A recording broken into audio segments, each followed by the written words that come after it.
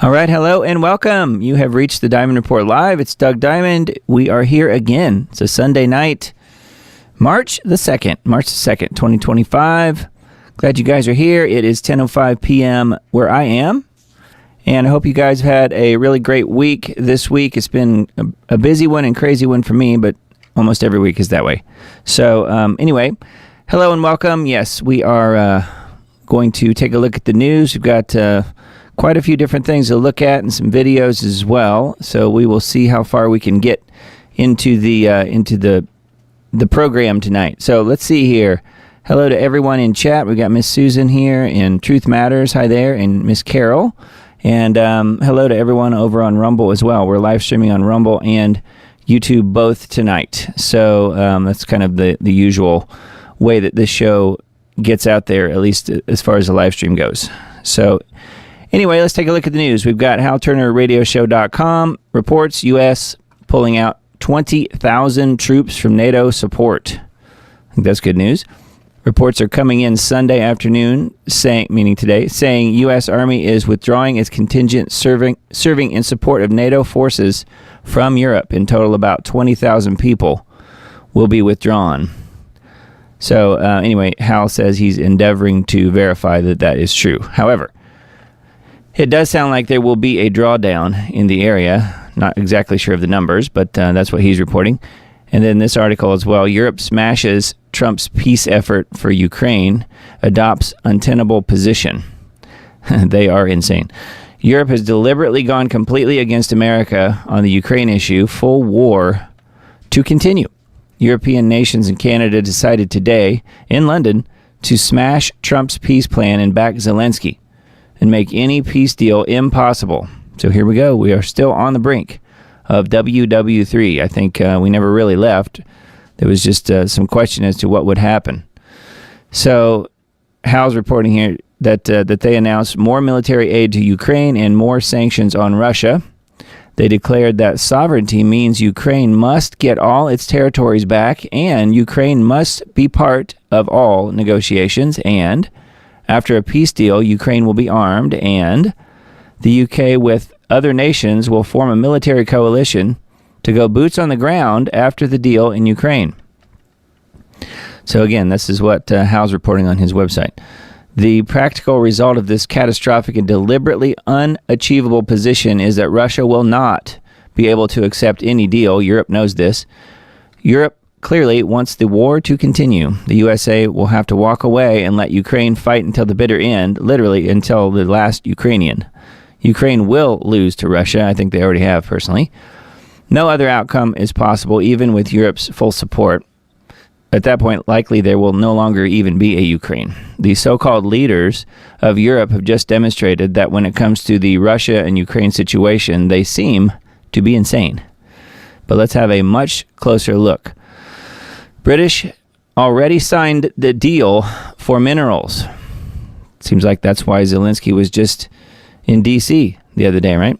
In this Ukraine, Trump, Vance, White House argument, there is a battle of two narratives. One false, that Donald J. Trump set up the Zelensky interview for the confrontation, and we should be outraged. The other one's true, that Zelensky, the UK, and the EU were playing the US.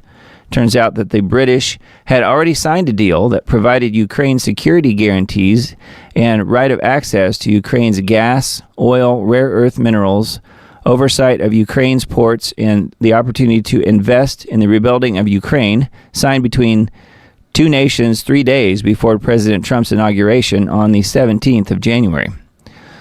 They were looking to sucker the U.S. into providing their security for their exploitation of Ukraine, except U.S. intelligence got wind of the deal and warned Trump.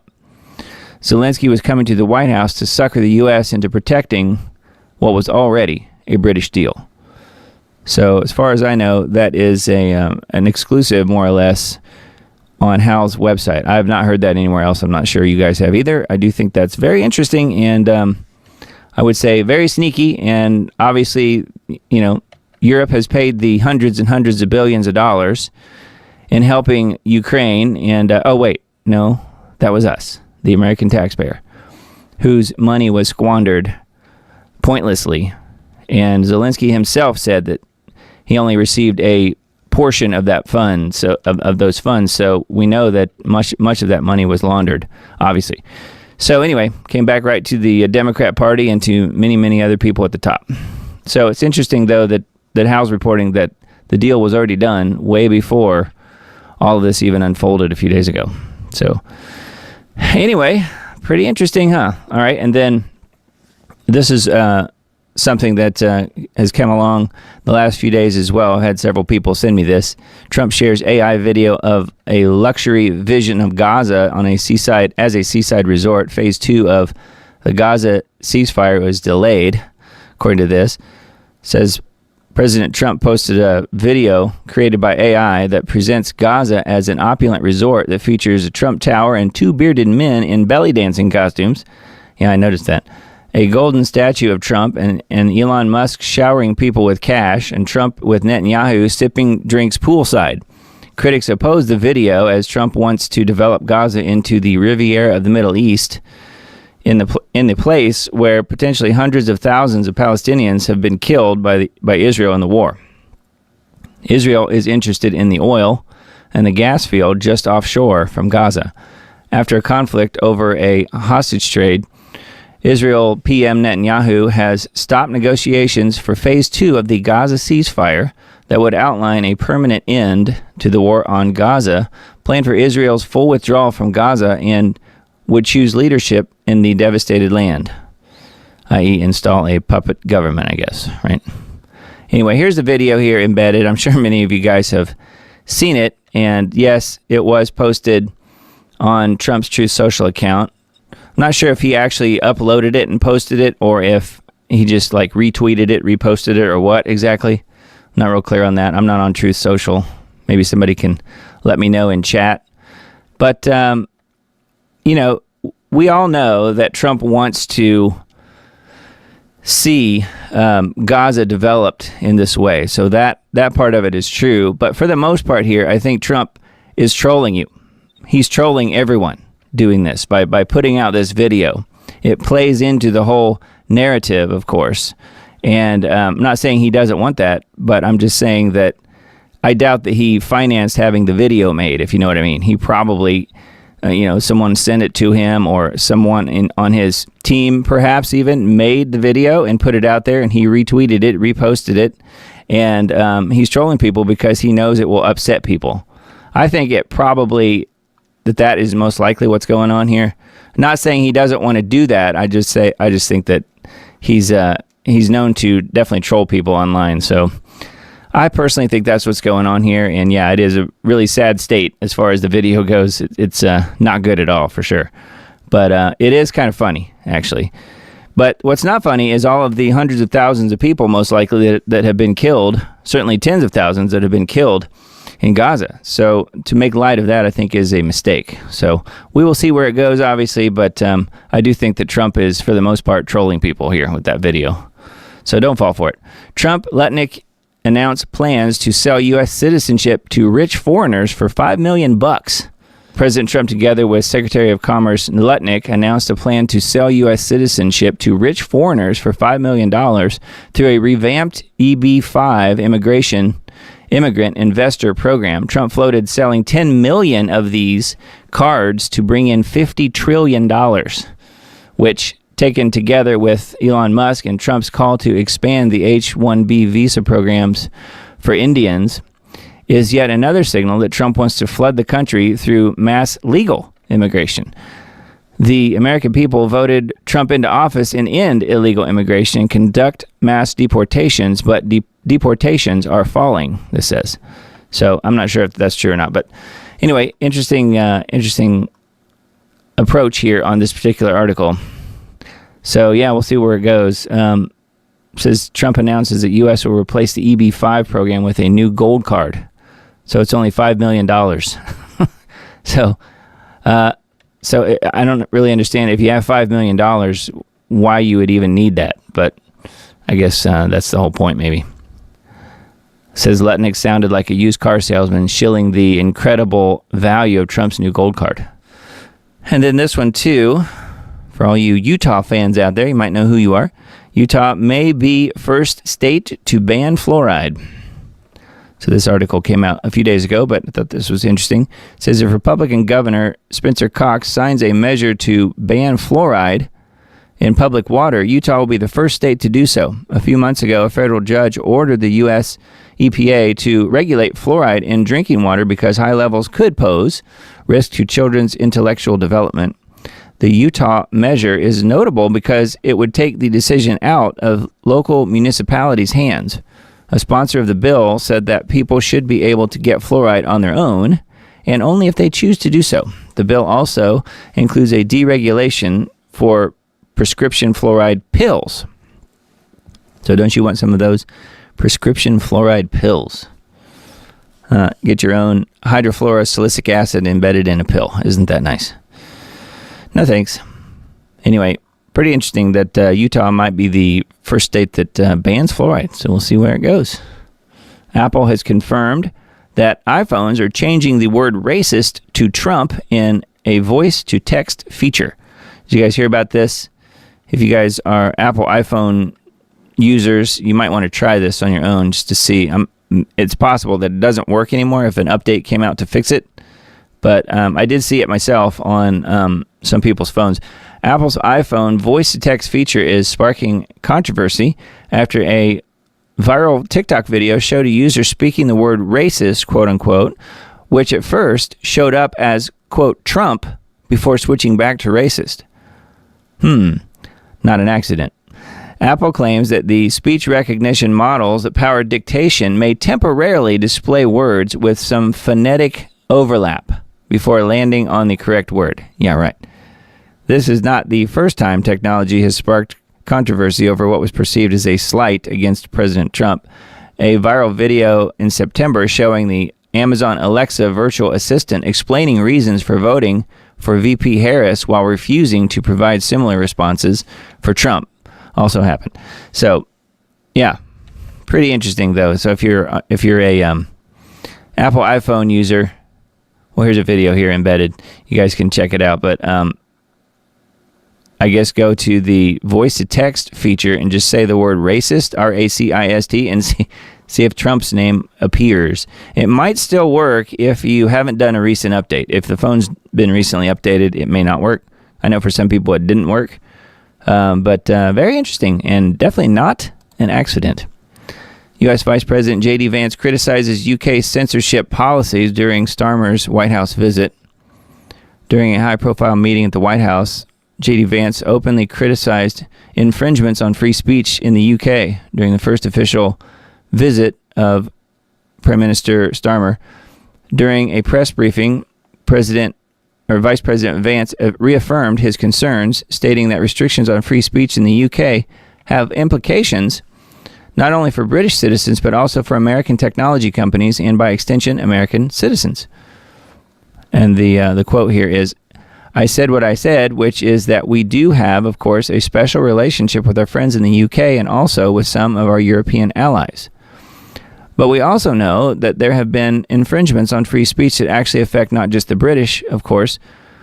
What the British do in their own country is up to them, but also affect American technology companies and, by extension, American citizens. So that is something that we'll talk about today.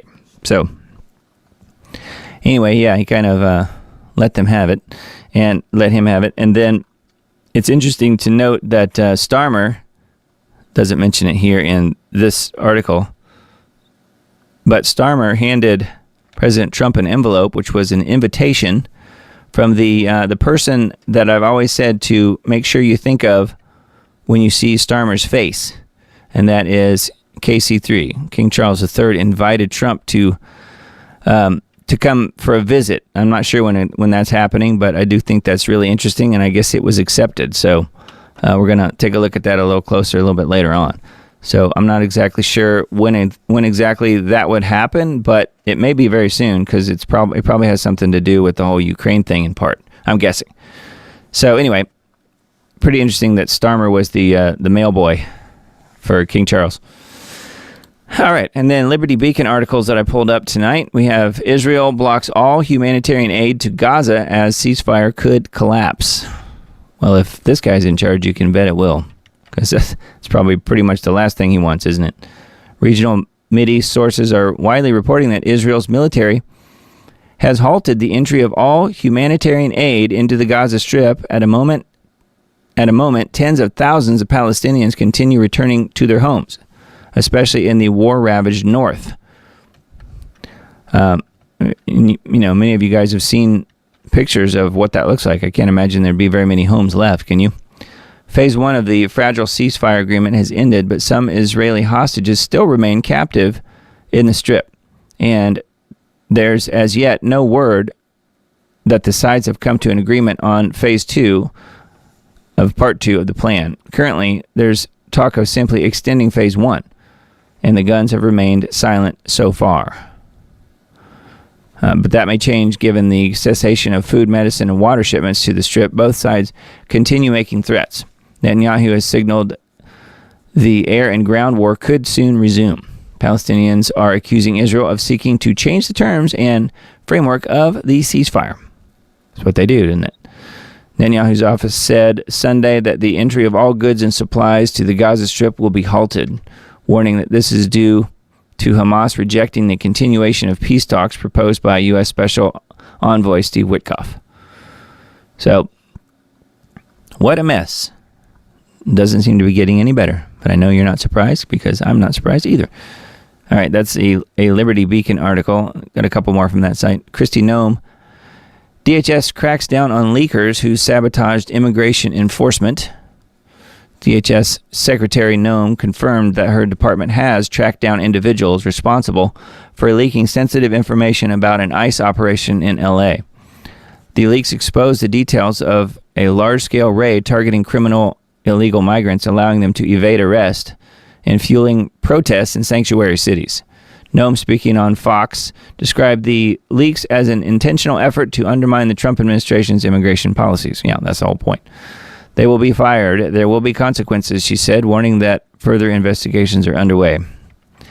Well, hopefully they will bring charges against whoever it was that did that as well, because that definitely puts a lot of people's lives at risk. A lot of the LEOs, law enforcement officers. So anyway, that is an article on the Liberty Beacon, and then this one as well. Very interesting. Romanians protesting the state of their country. Yeah, this is a huge crowd. Let me see if that's embedded here. I've got a tweet of it.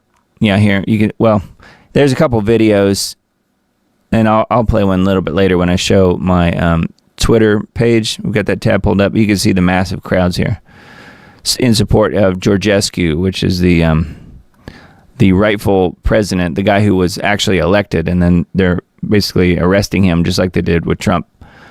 Kalin Georgescu is his name.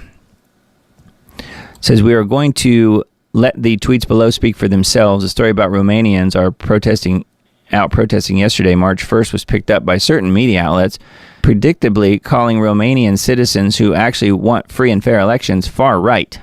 Yeah. So there's a couple of links here that Washington Times and a France website says, Celia Farber of the Truth Barrier gives us a perspective on all of this and what it means, implying that the fall of the Berlin Wall and the end of communism was all a globalist scam back then.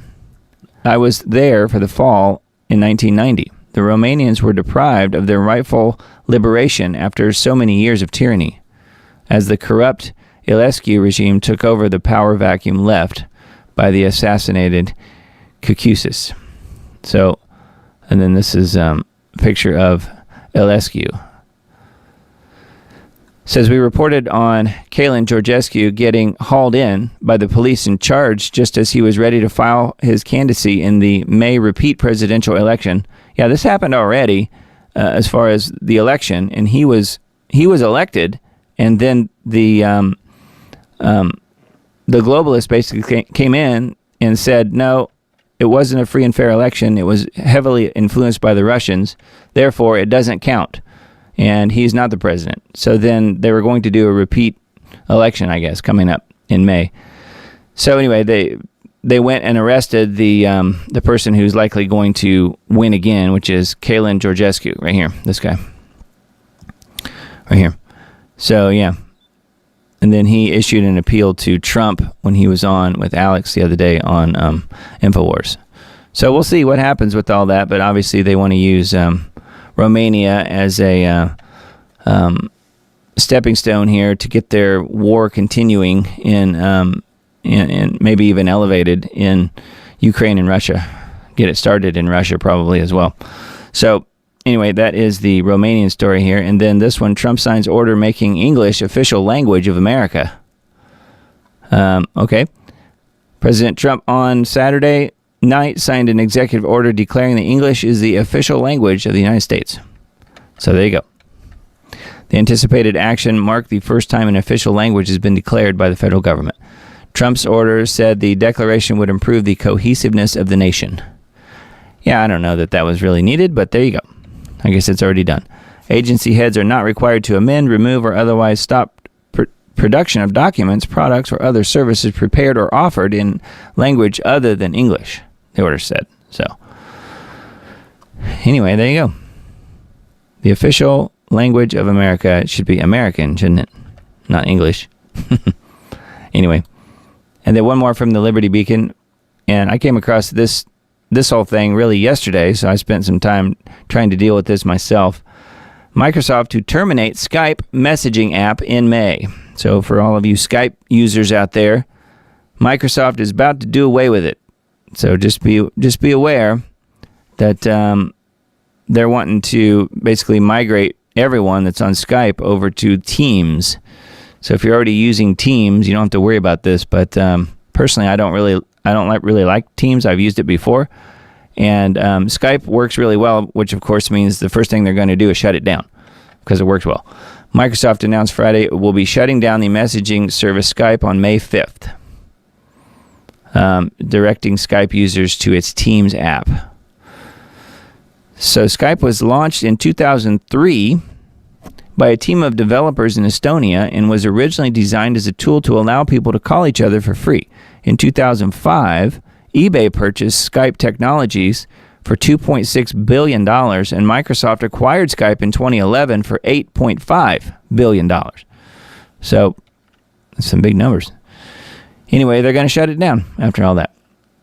So anyways, for you Skype fans out there, you might want to have a look at some other options. I've personally been looking around trying to find some other things that don't involve using Teams, because they tell you that, yeah, it'll work just fine. You just log in to Teams just like you would with Skype, but it didn't work for me. And I know what I'm doing with a computer, and I can imagine most people will struggle with that. So personally, I'm going to be moving to Telegram 100% for those type of things. So I would advise that you guys also probably stay away from Teams if you can help it, just because it's yet another Microsoft product. So why bother giving them more information, right?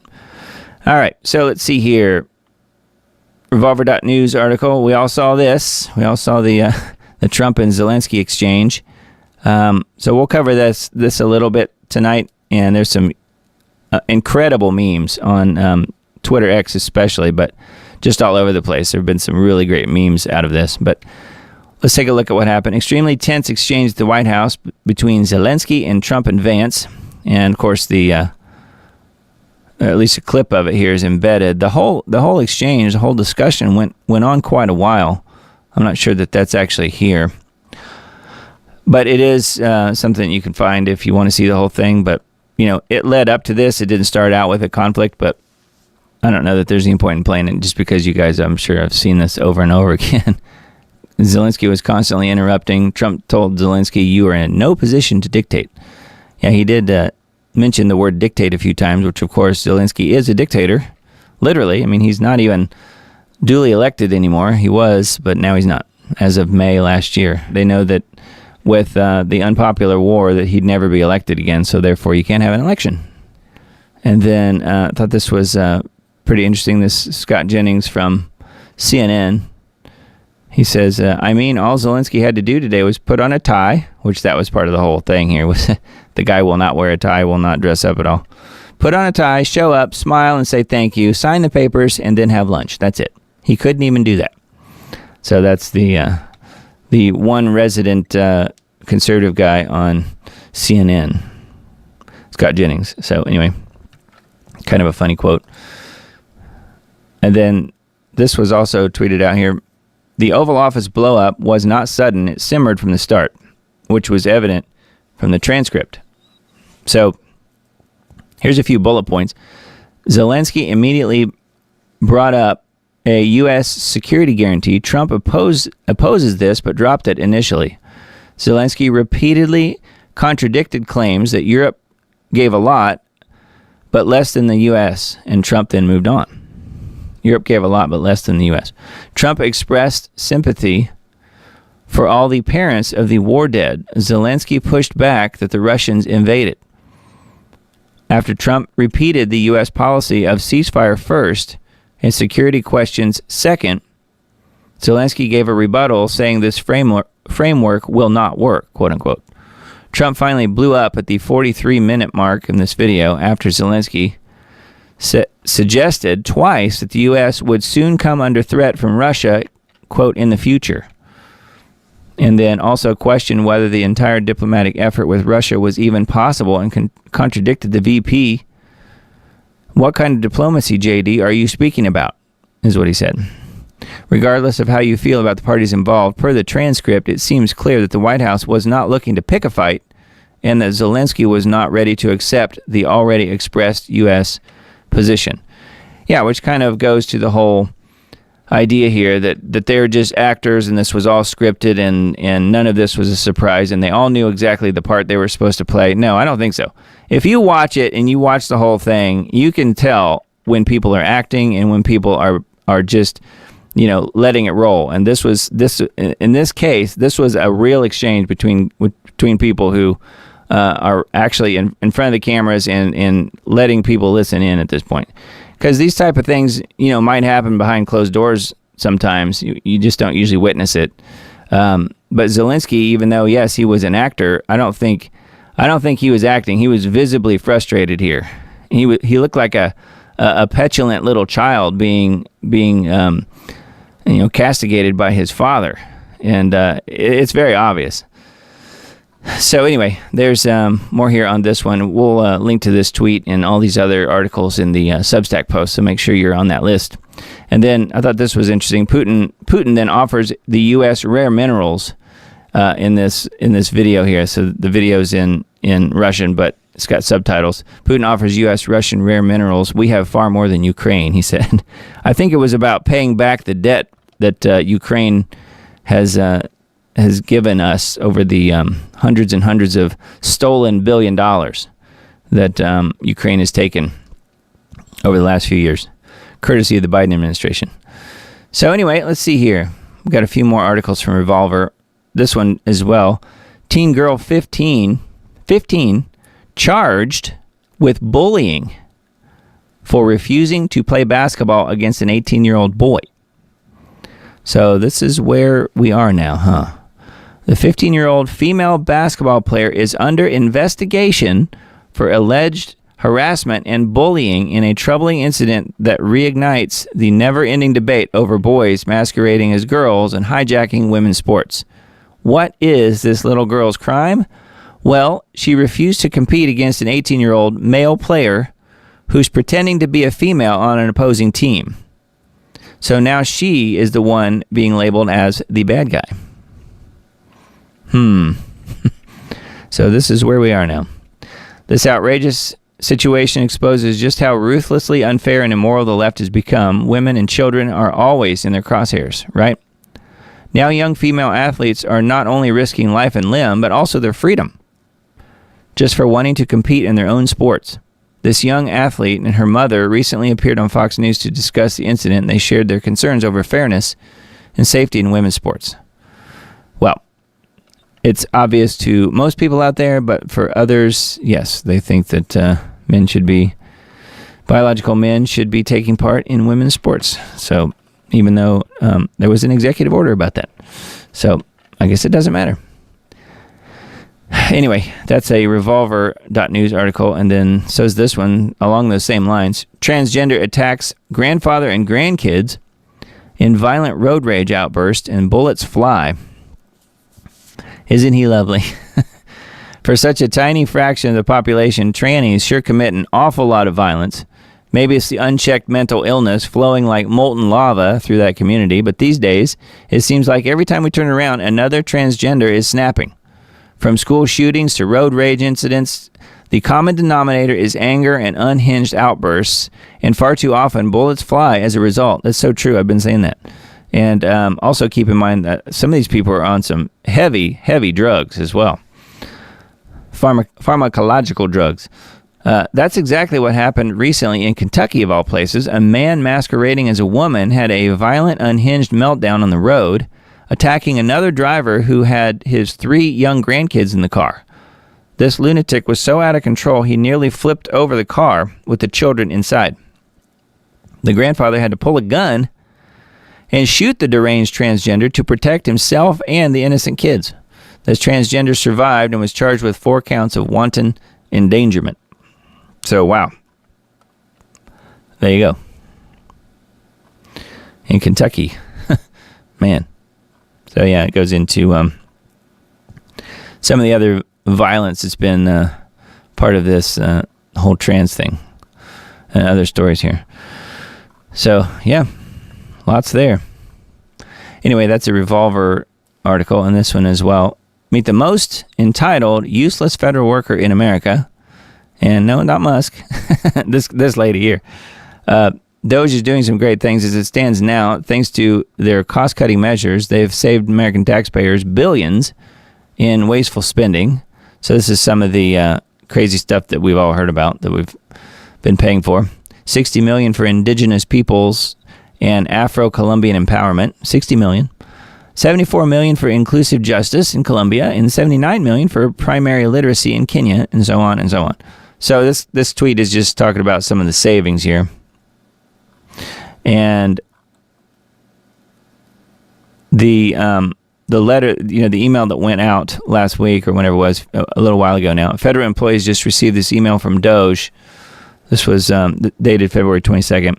Subject, what did you do last week? Please reply to this email with approximately 5 bullets of what you accomplished last week and CC your manager. And like over 1 million of the people that were supposed to respond didn't even respond at all. So this is the tweet here, the entitled federal employee. Thought this was funny. The email that came out wanting us to justify our jobs with 5 things we did last week was on Saturday night. Yeah. And I was literally working on Saturday night to make up for all the distractions I had had the previous week, which came from the executive branch. And so I'm working, trying to catch up on things, and then I get that email on top of it.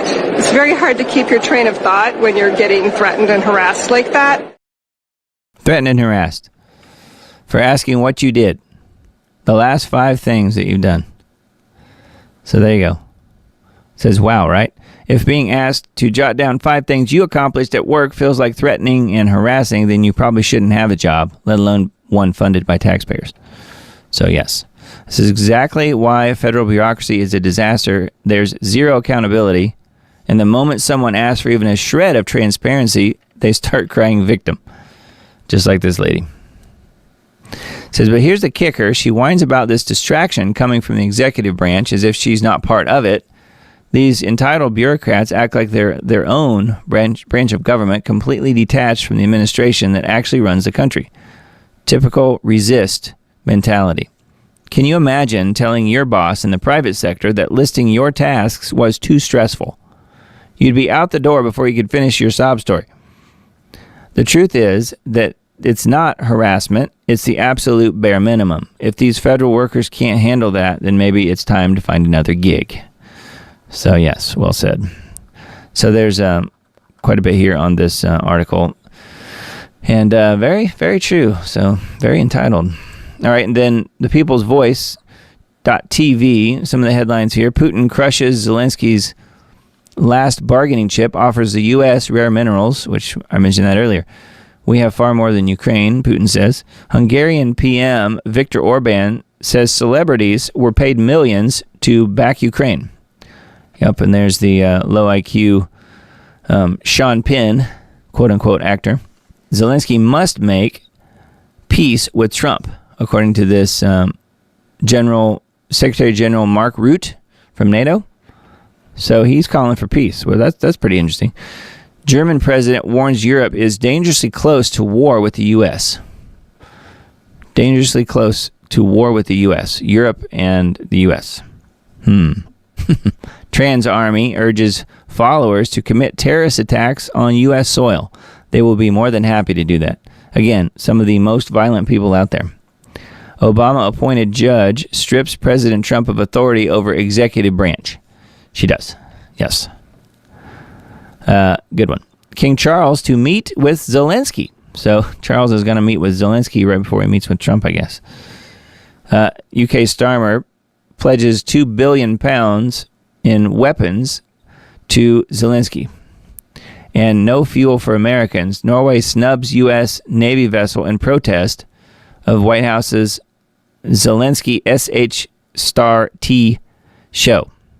So, yeah, the Norwegians are saying, no gas for you, no fuel for you. I'm not sure if that's still the case. I heard yesterday at one point that they backed off on that, so I'm not real sure that that's still the case. Israel prepares for historic red heifer sacrifice. Is that the sign of the end times? Yeah, and I pulled up that article.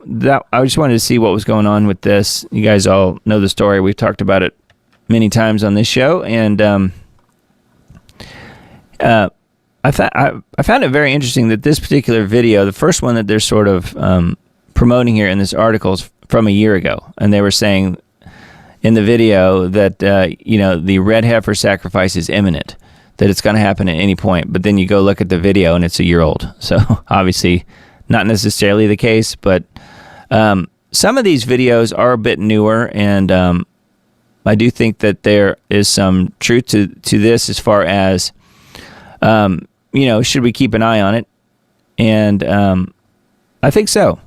And then this is also mentioning Pastor Greg Locke, currently in Israel, witnessed preparations for the red heifer sacrifice.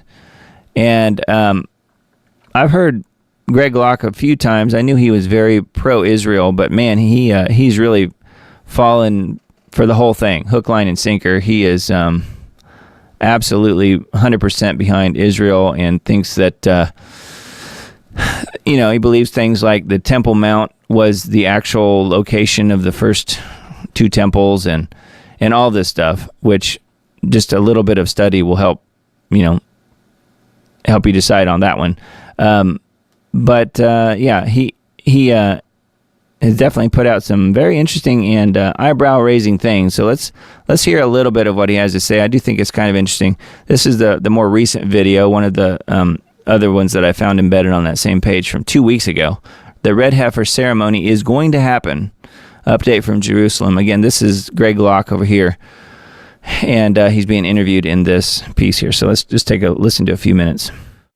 Yeah, this was the third time that I've been privileged to be there in Shiloh with the red heifers. And again, this one was for an assignment of, video footage. But I was able to learn a lot. I've become really good friends with the farmer. His name's Larry, that takes care of the red heifers. Of course, they came in, 5 years ago from Texas. Three of them have already kind of aged out of the priestly process, and they're no longer, able to use them because they have, white hairs. I mean, these things are inspected on a very regular basis. Yeah. And so three of them are still very much ready for a ceremony. And, a lot of people think, oh, you should be messing with the red heifers because that's all about, sacrifice for sin. When the problem is they misunderstand the Bible and Jewish history. The sacrifice of the red heifer has nothing to do with sin. Jesus took care of that for us. The sacrifice of the red heifer cleanses the priest from death, so that he's then able to sprinkle the sacrifice and bring about what they call the water of life. And so it's not a sin sacrifice, it's a death sacrifice. And so it's very interesting when you study it. Yeah. But, regardless if people understand it or even like it or even appreciate it, it's going to happen. They're already in the process of doing the practice, and they are going to do the ceremony of the red heifer. And that is going to bring in the third temple, and that is going to bring in a lot more end times than people really want to talk about. Because we love to think, oh yeah, we got 50 more years. Nope, I'm telling you. And with Trump being in office, he's accentuating what's happening in a good way, because prophetically, man, he's coming in, taking over, Gaza, the relocation of the Gazans, and now God's calling more of the Jewish people back from around the world. And so it's really a very interesting time to live. So when Jesus says, lift up your eyes, your redemption draws nigh, I'm literally sitting at a place where it's going to happen. Because I want to remind people, you can be as critical of Israel as you want to, but where I'm sitting, right behind that wall on that Temple Mount, that's where Jesus is coming back. He's not coming back to the White House. He's coming back to Jerusalem. And so there's something very spiritually significant about this land. Well, you just mentioned about Trump and the I guess, declaration that he made about the United States is going to take over Gaza. So what is the feel there about that? What have people said to you? Because I know if you're an American, people are going to talk about American politics wherever you go. What is the feel, or what's the thoughts of the people there about that? It's almost like Trump has more support in Israel than he does in America. These people love him. He has become a hero. They like somebody that will say and then do. They're not interested in somebody that just talks, right? Just a political talking head. So they love Trump. And they said, it's going to work. They said, now, we're not going to change the heart of the Arab people, of Hamas, of the Islamic people, but we're going to have to show them force, and then they'll believe us. And so they know that Trump's going to say it, and they know Trump's going to do it. And the interesting thing is, Netanyahu, from his most recent visit, he's come back, and although he's always been very bold and a lot more to the right, he is talking a little bit more like Trump. And the people are beginning to realize, oh, okay, he's beginning to realize that he's going to have to be a real solid, hardline leader so the people will follow him. So Trump, the Trump effect is literally having a huge effect here overseas in Israel. So what brings you to the Western Wall at this particular moment? I know people go to the Western Wall and they're praying. They put papers with their prayers written on them into the cracks of the Western Wall, which was the Western Wall of the old temple. It's the last remaining portion of the temple grounds. The temple has been destroyed since Wrong. We will address that again in just a little bit, in a few minutes. That is what's left of the Roman Fort Antonia. It is not part of the temple. It never was. Since 70 AD. But what brings you there today? I really enjoy talking to the people. The Lord's given me a great opportunity to minister, not just to Jewish people, but the nations come here. Even Zechariah says in the last days that Jerusalem will be a place for all nations to come and pray. And that's really a part of the rebuilding of the third temple. It's not something scary and the Antichrist and the devil. No, it's a place where people all over the world are going to come and worship the Messiah, whom we know to be Jesus. But when you come here, you really do see the desperation of people that, listen, they're not worshiping the devil, right? They're here worshiping Jehovah. They just stop the New Testament. They just don't understand the principle that we do. And so I was speaking with a rabbi even today, and he said, look, we don't disagree about the Messiah. He said, so you have to quit saying we disagree about the Messiah. He said, we don't disagree. He said, you just know who he is, and we're trying to figure it out. He said, so every morning we pray, would the Messiah come tomorrow? And then we say, but if he doesn't, we wait. And so they just wait. He said, but we want him back. I said, so ultimately, we're really working the same agenda. And that is, for them, it's a first coming. For us, it's a second coming. But they are going to be a nation that's born in a day. I mean, Jesus is going to reveal himself to his people. And as Paul said, Israel will be saved. So when you come to this wall, you see people that have more desperation for a Jesus they don't even understand. And then you go to the American churches, you can't even get people to show up to a Wednesday night prayer meeting. And these people are rocking back and forth and crying and begging for a Messiah, and they're shaking at the wall, begging for something to happen that's already happened. And they've missed it in the spirit, but they're going to get it. They're going to get it. And the Lord is softening the heart of the Orthodox Jewish people because of the war. They see that Christians were the only ones that have been standing with them. And it's given us great opportunities for the gospel. Okay, do you guys believe that? I don't believe that one bit about the Orthodox and what he's saying they believe. I mean, I want to believe that, but I don't think so. I think he's 100% wrong about that, and you can hear all of the things he's espousing there is exactly what the evangelical churches all teach. Israel can do no wrong, and the right to slaughter all of the people in Gaza because it's protecting Israel and protecting God's chosen people and all of that. We've addressed that, and we've talked about that many times on this show. But I just thought it was an interesting position that Pastor Greg Locke, who's very outspoken and pretty well known, has come out and talked. I've never heard him talk about these particular things before. So it's interesting to get his evangelical twist on what he believes to be true. And you and I know that what he's espousing there is only partly correct, and much of it is wrong. And that is not the wall that's left of the third temple. By him saying that, he's literally calling Jesus a liar, is he not? Because Jesus said that no stone will be left on another stone. And he thinks that wall right behind him is what's left of the temple. So he is calling Jesus Christ a liar here in this video. And you have to be tuned into the subtleties here. I'm not saying that he even knows that that's what he's saying, but that is what he's saying. So along those lines, let's listen to this. Now, this is a guy who I've made a couple of Take It to the Lord in Prayer End Times Dates videos about. I think going back a few years now. It's been a little while. But this is Bob Cornuke, and this is in this video and in the next short little video, he's going to explain what's actually going on with the wall that's there, and then also in that area, the whole idea of the first two temples were not on Temple Mount. They were just down the hill a little ways in the city of David. So that's what he's going to talk about here. The Bible does talk about the destruction of the temple clearly in Matthew 24. And Jesus went out and departed from the temple. And his disciples came to him for to show him the buildings of the temple. And Jesus said unto them, See ye not all these things? Verily I say unto you, there shall not be left here one stone upon another that shall not be thrown down. Total and complete eradication. Like you take a tree and lift it up in the forest, roots and all, and cart it off and throw it away somewhere. It's totally going to be gone. Well, today we have thousands of stones up there, some of them as big as a truck cab, and the Jews around the Jerusalem today say, Jesus is wrong.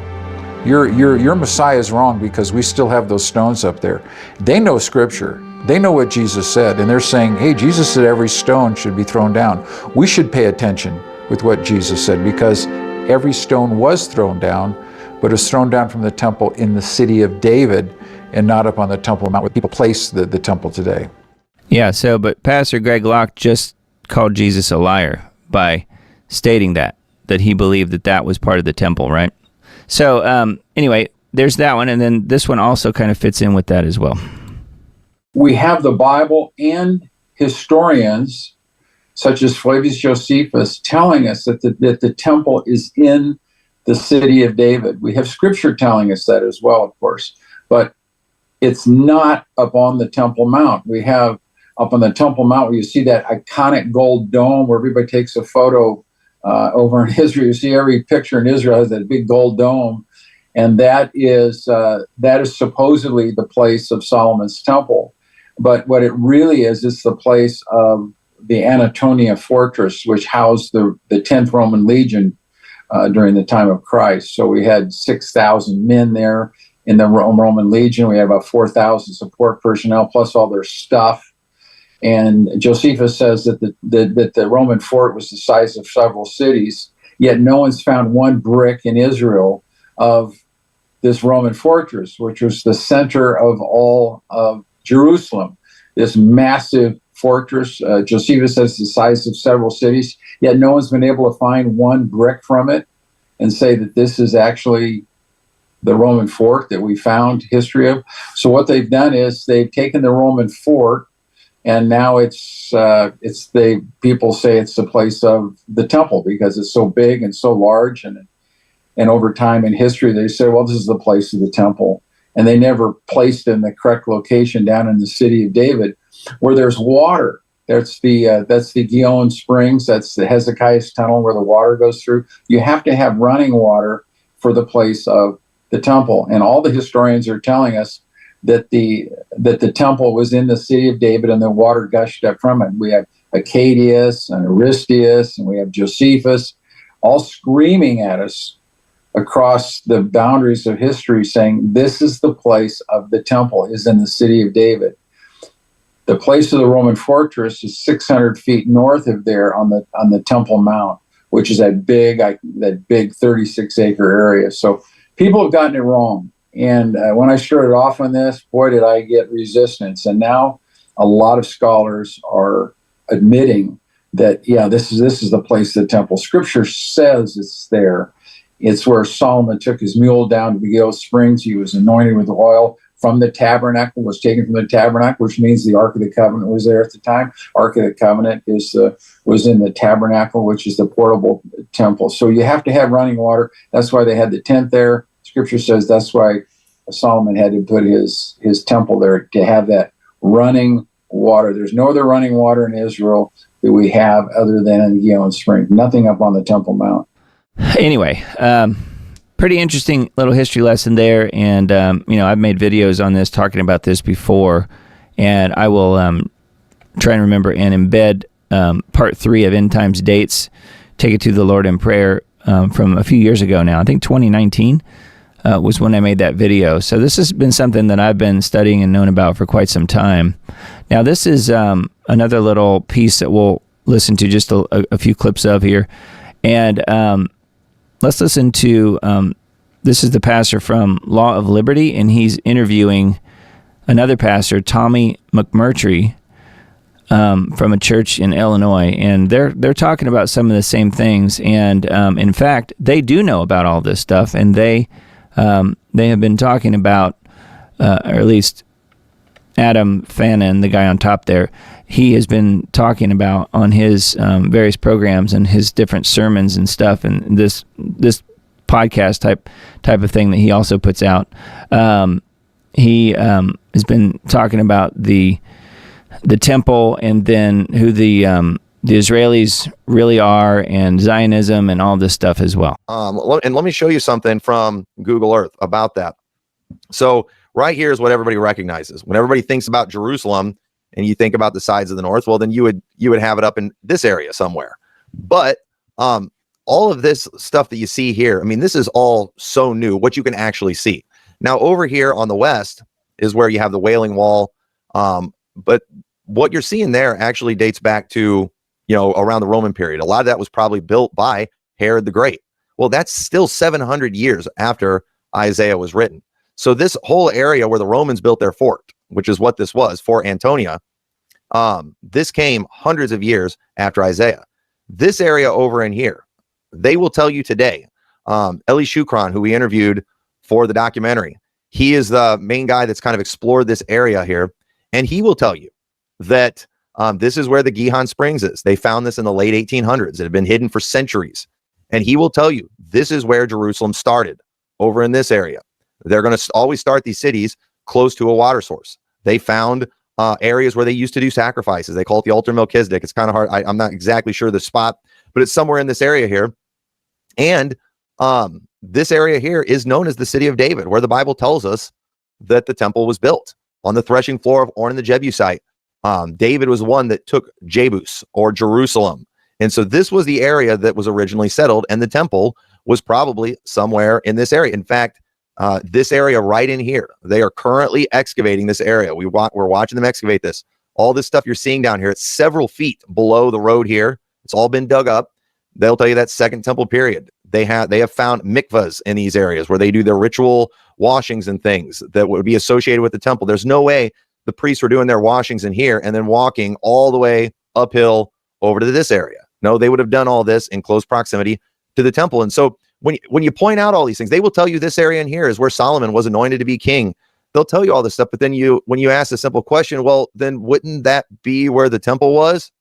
Then all of a sudden it's like, nope, let's go on to the next thing. And it's because that goes against tradition. But this area here, brother, if I can ask you real quick. So do they have to remove the mosque to build their temple? If they had permission and they started building tomorrow, could the mosque still stand? Or in your opinion, do you think that has to be leveled before they can just really build what they want? I always believed, up until recently, that the mosque would come down. I always thought, you know what? There's been so much tradition surrounding that Temple Mount, the Dome of the Rock, and all that kind of stuff. I always thought, no, it's going to come down. That's where they're going to want to build the temple. Until I finally realized, no, Satan said, I will sit also upon the mount of the congregation in the sides of the north. He saw for almost 500 years, Solomon's temple stood in that spot, and almost another 500 years that the Zerubbabel's temple stood in that spot. For 1,000 years, he watched, them worship in that. That was the area he wanted to go. That was the place of God. Jesus Christ is going to rule from Mount Zion. So he's not going to want to go to this other spot. I don't think he's going to care about that. I personally think that the temple is going to be built in that area. Now, that's a shocking thing for a lot of people, and because of the fact that tradition is so strong. But at the same time, something I did not know about until recently. I didn't know about this until I was watching what Paul had put together for this movie. Everybody's going to want to watch A City Lost. Temple, A City Lost. It's going to be very informative. But it was that whole City of David area that I was showing you. The Rothschilds purchased that in the late 1800s. They purchased that whole area, and they, that family or whatever still owns that particular area. And they started excavating there because they thought they would find the Ark of the Covenant in that area. Now, that brings up the question, why would they think the Ark of the Covenant would be in that area? Now, because a lot of the Jews today, a lot of their legends are saying that the Ark of the Covenant is in some of these catacombs and areas underneath the Dome of the Rock. And there are some, if you ever get a chance to go to Israel and take the Wailing Wall tunnels tours, it's awesome. Okay. I believe you're being fed a ton of baloney on that. In fact, another thing you'll see in the documentary, I hope I'm not doing spoilers or anything. I think it'll all be okay with me talking about this. But if you go on those Western Wall tunnels, they have a carving in the wall, a Roman inscription. I forgot what it says exactly, but basically showing that was where they housed troops during that time. I mean, it's carved right there in the wall. I forgot what it said exactly, but there's all kinds of cool things down there for sure. But this area over here in the City of David, right there's a good shot of the City of David. A lot of that stuff is very unexplored, and the amount of things that they are finding underneath there is astounding. And what I kind of hope is going to happen, what I kind of think could happen, is if they did discover the Ark of the Covenant down there, if they ever find the Ark of the Covenant in that area, that would be something that I think would excite the world so much. It would excite the Jewish community so much that I think that would be such a big deal that they would be able to change their beliefs on where the location was and still kind of save face. Because right now, if they're just like, yeah, you know what, it's in the City of David, then it's like, well, wait a minute, why have we been fighting so much for the last 1,000 years? Why have you all been, because they're gonna have to admit they've been praying to a Roman fortress for a long time, going and banging their heads against the wall over there. But I think finding the Ark of the Covenant would be so big, it would be so interesting, it would excite the world so much that I think everybody would just forget about all that. And that might be the thing it would take to get them to rebuild the temple. So I mean, they might do it over there, but I think it's gonna be in the right spot. I have a theory on that too, because we know that Satan wants to use an ecumenical movement, right? Get the doctrine out, everybody together. We all serve the same God, Jews, Muslims, Catholics, etc. Right? And so I think with that deception, some people may know that the Muslims are waiting on their fifth imam. I've also seen indications that the House of Saud, where Saudi Arabia comes from, were tied to Judaism. And, I believe that when this false Messiah shows up, that he's the Maitreya, the Mishnah, the fifth imam. There's even Taoism is waiting on an ascended master to arrive and bring everybody together. So I wouldn't be surprised if this would be the thing where even the Muslims said this is our next prophet, right? This is the one that puts it all together. I really believe that, and so it wouldn't surprise me if they kept the temple there and they said, look, we can dwell together because we all serve this same Messiah, this Christ. Now, in Talmudism, the Babylonian Talmud is the foundation for Judaism today. It is not the Bible. People need to understand the difference. And in the Babylonian Talmud, they are awaiting two different messiahs, if you will. Ben Joseph as a spiritual prophet, Ben David as the king, the son of David. And so what's interesting is in the book of Revelation, it tells us specifically you're going to have like that Antichrist king and his religious prophet, the false prophet as well. So there's, Judaism will fall in line with exactly what the Bible is warning us about the Antichrist. Now, when somebody says 1948, that's a fulfillment of prophecy, those are God's people. What do you think? Well, first thing I would say was which prophecy? Because if they want to say the budding of the fig tree in Matthew 24, then I'm going to laugh at them, because that's not what what that is at all. Now, if they want to talk about like Revelation 13 and the rise of the beast and things like that, obviously I don't think that was fulfilled in 1948, but I definitely think that was a major step in that direction. So I would agree with a lot of my dispensational Zionistic brothers that 1948 was a fulfillment of prophecy. I just wouldn't agree on which prophecy, and that it is a very bad thing that this is ultimately the world getting a little bit closer to accepting Antichrist. Because in order for there to be an Antichrist system, we have to restore the temple. We have to have something that we have to have a religion that involves a temple, involves a Messiah. You got to have a man as a Messiah. So they need to have certain of these things in place. And I believe that we are getting closer towards that. And so I find it very troubling that Christians are so supportive of this, that they get excited like this is God doing a work. No, this is God allowing Satan to do a work. I do believe, and I'm telling you, that is why we have so many examples in history where we see things that are very similar, especially in the first century, because of the fact that Satan has been trying to make this happen for a long time. I think Satan has been trying to set in the temple of God since at least Isaiah 14, probably even before that.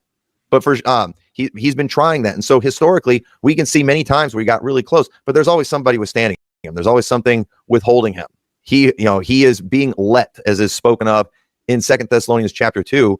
But since the destruction of the temple, that I believe God wanted that to happen, we have not seen any major attempt, because he can't do these things without a temple.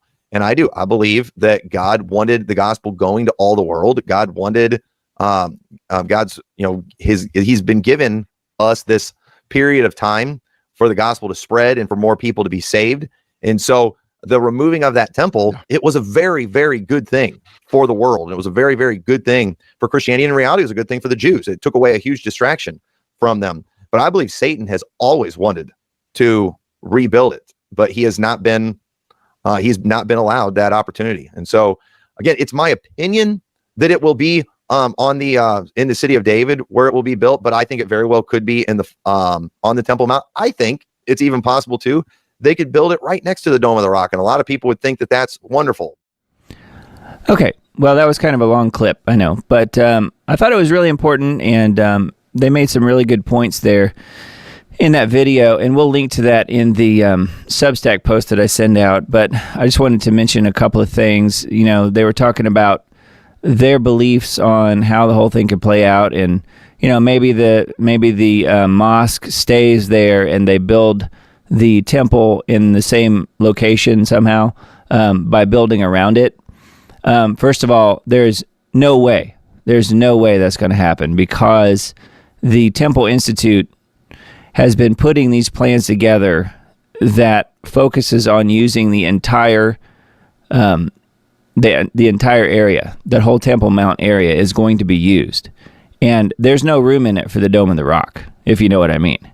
So we also know that based on multiple other sources over the last few months that I've come across, that the Temple Institute has enough funds to not only build a new temple, but to build an entire city, and they're still getting money sent to them all the time. So the Temple Institute has more than enough money, which tells me that, my 2 cents worth here on what I personally think is going to happen, and I know some of you guys have heard this and many agree, is that I think that, we do know that there are such things as tectonic weapons, right? I think that there will be, at the perfect time, and not necessarily God's time, but at the perfect time for men, whoever's in charge over there could release a tectonic weapon and shake that area hard enough that it knocks down the mosque, and then the Jews will all stand up and say, see, look, it's God's will. We're supposed to build the temple now. The mosque is destroyed. You could have a war situation, I suppose, where it gets bombed and blown up or something as well. Although I don't know. It's hard to say that would happen, because they would crash most of the Temple Mount area.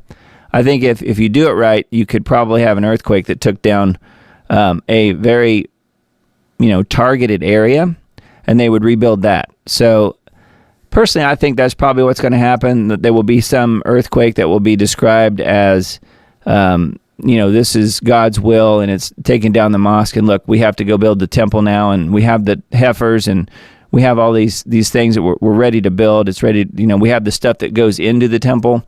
I think that's where it's headed. Personally, that's just my opinion, 100%. But, as far as the next steps, though, they mentioned in this video that they were looking for the Ark of the Covenant. Well, apparently they don't know that the Ark of the Covenant has already been discovered. It was discovered in 1982 by Ron Wyatt, and it is in one of the caves there. It's in Zedekiah's cave, and they can't touch it because multiple people from the Israeli Antiquities group have gone there and attempted to move it and been killed.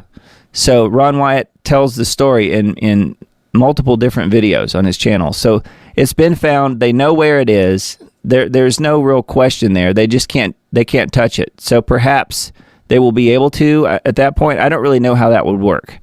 But whether or not the Ark of the Covenant goes into this third temple is a huge question mark. I'm not so sure that will happen because God will only allow people whose heart is pure to be anywhere near it and touch it. So that's why I personally think that Ron Wyatt was allowed to see where it is and to report on it, but not take pictures of it. He wasn't allowed to put any evidence out there, only his story. So, and Ron Wyatt, ronwyatt.com talks a lot about that. There's articles on that site as well as videos. So personally, I think that's the way it's going to play out. I think there probably will be an earthquake that'll give them the excuse to build the temple and so on. Whether or not the Ark of the Covenant goes in there, I don't necessarily think that it will, but who knows? But the earthquake could be done in such a way that it also opens up this Zedekiah's cave area and is found, and then, and then they can report, look, we found the Ark of the Covenant, and look, that's got to be God's will as well. It knocked down the mosque, and we also now found the Ark of the Covenant, so we have to build the temple now. That's kind of the way I see it unfolding, but who knows? Anything could happen. So the other thing I was going to mention was they talked about 1948 and the prophecy of 1948. One thing I wanted to mention, just a little sidebar on that, is that in 1948, that was the year that Israel, the Zionist nation of Israel, became a nation, yes. But it was also the year that King Charles, the current King Charles III, was born. So how about that? 1948. So yeah, I think that there's your soon-to-be Antichrist. I think he's been working behind the scenes for most of his life, building his Antichrist system. So it's kind of all coming together, if you ask me. So anyway, I wanted to show that and to play some of those videos for you guys. Hope that was somewhat informative. Now, the reason I came across this particular video with Pastor Adam Fannin here, this guy, is that Kathy asked me last week if I would take a look at this video, and is Jerusalem Mystery Babylon? And I had not seen the video, but now I've watched it a couple times and wondered if you guys haven't seen it, I think it would be worth watching a little bit of this as well, and then we'll come back and talk about this a little. We won't watch the whole thing, obviously, because it's really long, but it is a really interesting idea and not something that I'd really heard before, that Jerusalem itself, earthly Jerusalem, could be Mystery Babylon, but it does make a lot of sense. So here is the same guy, Pastor Adam here, Adam Fannin, which was this guy right here. So same channel, same guy. I just wanted to point that out, and I think he makes a really good point here. So let's take a listen. But what's cool is this promise that was to Abraham individually has now been passed on to every believer in Christ individually. In Galatians 3, he says, now to Abraham and his seed were the promises made.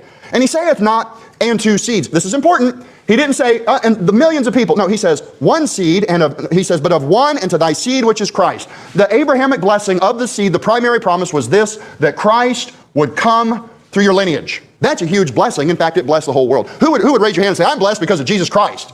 Amen. If it wasn't for him, I'd be in trouble. Every other religion, they don't have Jesus Christ. They cannot claim salvation through the Son of God.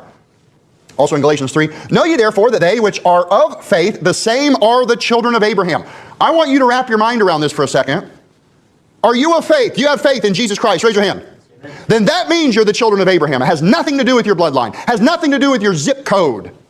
Look what else. And if you be Christ's, you're saved. Then are ye Abraham's seed and heirs according to the promise. That same promise has been passed on to you. This is awesome. This ought to get you excited. Unfortunately, most Christians say, well, now wait a minute, brother, you can't be talking about Israel that way. Israel passed away. I remind you that the first place that the word Jew is used in the Bible, in 2 Kings 16, it says that the Jews were at war with Israel. My people are destroyed for a lack of knowledge. We can't discern between Israel and Judaism. We can't discern between bloodline and faith. We're children of Abraham by faith. Our names are written in heaven because of faith, and that's his promise. The false Messiah of this rejected Israel will reveal himself in Jerusalem. This is the prophecy that's going to come. This is important. Today there are Christians, and even fake Christians, that are sending money to Israel to help build the Antichrist kingdom. Everyone that takes his mark will be cast into hell. This is an important concept. If you reject the Lord Jesus Christ, if you take that mark of the beast, you will go to hell. It doesn't matter if you have a physical lineage of Israel. It doesn't matter if you read the first 5 books of the New Testament, of the Old Testament rather. It doesn't matter. If you take the mark of the beast, which if you remember Revelation 13, that's what you have to do to take the mark. You say, that's the Christ, I'll worship him, I'll take his mark. The Bible says you'll burn forever. I give you this to understand a parallel. New Jerusalem is the reward of all believers. It's called the bride of Christ. I don't have time to develop this tonight. I may do a whole sermon on it in the near future of the two concepts. We are New Jerusalem. It's called heavenly Jerusalem. It's called the mother of us all. It's up there. One day it'll come down there. That's where we go when we die. Earthly Jerusalem, instead of being called a bride, is called a whore. There's such an opposition. All these concepts we are of the spiritual bride, of the spiritual Israel, of the bride of Christ, of New Jerusalem. Current day Israel speaks Yiddish Hebrew, not biblical Hebrew. This is important. I was speaking with a pastor yesterday, and he actually specialized on this in the different languages and stuff, and he is a word nerd. This guy knows a lot of neat stuff. It was cool to talk with him. And where he was going to school, his thesis to graduate was, well, that the Hebrew that they're speaking is not the Hebrew, and the old Hebrew was a dead Hebrew, and they have this manufactured language, and they would not let him graduate from a fundamental college because they wanted him to toe the party line and bless Israel. So he had to change his thesis, and after going through all the classes and he knew the stuff and he could prove it, they wouldn't receive it, they wouldn't take the truth. Current day Israel speaks Yiddish Hebrew, not biblical Hebrew. Restored Hebrew, which is what they call it, is an invented language by a Russian named Eleazar ben Yehuda. This man was born only speaking Yiddish. His son, Ben Zion, Ben Yehuda, was forced to only learn the new tongue. And so what he did was he began to manipulate it and say, well, I think this sounds like this, and I think this sounds like that. And he was spelling out how the language should sound in his mind. He created many new pronunciations that had never existed previously. His son began saying words in Hebrew in ways his father had never heard. Those ways that he pronounced things to now has been codified as a language called Hebrew. But Hebrew was dead. Hebrew was a dead language even in the time of Jesus because many of the Hebrew slaves were taken into other nations and they learned their tongue. The tongue of the Chaldeans or Syriac or Aramaic is probably what Jesus and his disciples spoke. Many times when they read the Old Testament scriptures, they would have to interpret it because the people didn't understand it. The day of Pentecost, Acts chapter 2, 17 different languages are listed there. They were coming from other regions, and it was a miracle of God that everybody could speak and hear the same language, and it was for the purpose of hearing the gospel that Christ had come and salvation was available to them. Current day Israel speaks this Yiddish Hebrew, not biblical Hebrew. Current day Israel teaches from the Babylonian Talmud, not the Bible. They don't have the first 5 books. They have a different set of 5 books, and it is not even in the Bible. I want you to understand this. Current day Israel teaches from the Talmud, the Midrash, the Zohar, the Kabbalah, and the Mishnah. These are their so-called holy books. And let me tell you, they are perverse and unholy. Necromancy, sodomy, child abuse, theft, justified murder for anybody that doesn't believe like them. They say that the Goyim, anybody that doesn't believe like them, doesn't even have a soul. We're just cattle to them. This is the mystical pagan religion that we saw in Egypt and in Babylon. They carried it out of Babylon. They call it the Babylonian Talmud. Current day Israel is searching for a new Christ king and a spiritual prophet, which ought to wake you up when you realize that in Revelation 13 and 14, it lines out that there's going to be, or it's really 12 and 13, I should say, the false Christ and a false prophet is exactly what the Bible says. Today, Israel says, we're looking for Ben Joseph and we're looking for Ben David, and David will be our king and Joseph will be our prophet. Current day Israel is Antichrist. They are not saved. They need faith in Jesus Christ to go to heaven. Current day Israel is not the bloodline of the biblical Israel tribes. It is a totally different bloodline. Most of them are German, Belarus, Russian, Ukrainian. Current day Israel is not the bride of Christ. Current day Israel is not the religion of God's chosen people. Current day Israel is not the seed of Abraham. Listen, Jesus is the seed. Current day Israel is a fraud. This is important because we all know Christians, whether real or not, that say we have to support that Israel. Don't you? Do you guys know what I'm talking about? Yeah. I mean, let me hear amen. Amen. Don't you know somebody that believes like this? Like, boy, if we just got to support them. And look, I'm not up here saying we need to support Palestine or the Arabs or the Muslims. I'm a little different politically than most preachers. I think we need to stay out of the mess. We need to quit sending our dollars and our bombs and our sons and our daughters, because that's what's happening right now. We need to stay out of the war. Jesus said, blessed be the peacemakers. And well, brother, if we don't go kill them over there, they're going to come attack us. No, if we keep killing them and bombing them, we're raising up a generation of people that hate biblical Christianity, hate Western civilization. They hate America and call us an antichrist because they look at our public sodomy and the hatred toward God, the music that comes out, the culture, the movies, and they say, that's America? They say we should kill them because they're evil. How sad things have become reversed in just a short time. Current day Israel is a fraud, and Christians need to wake up to it. Christians should not support the Antichrist temple in Jerusalem.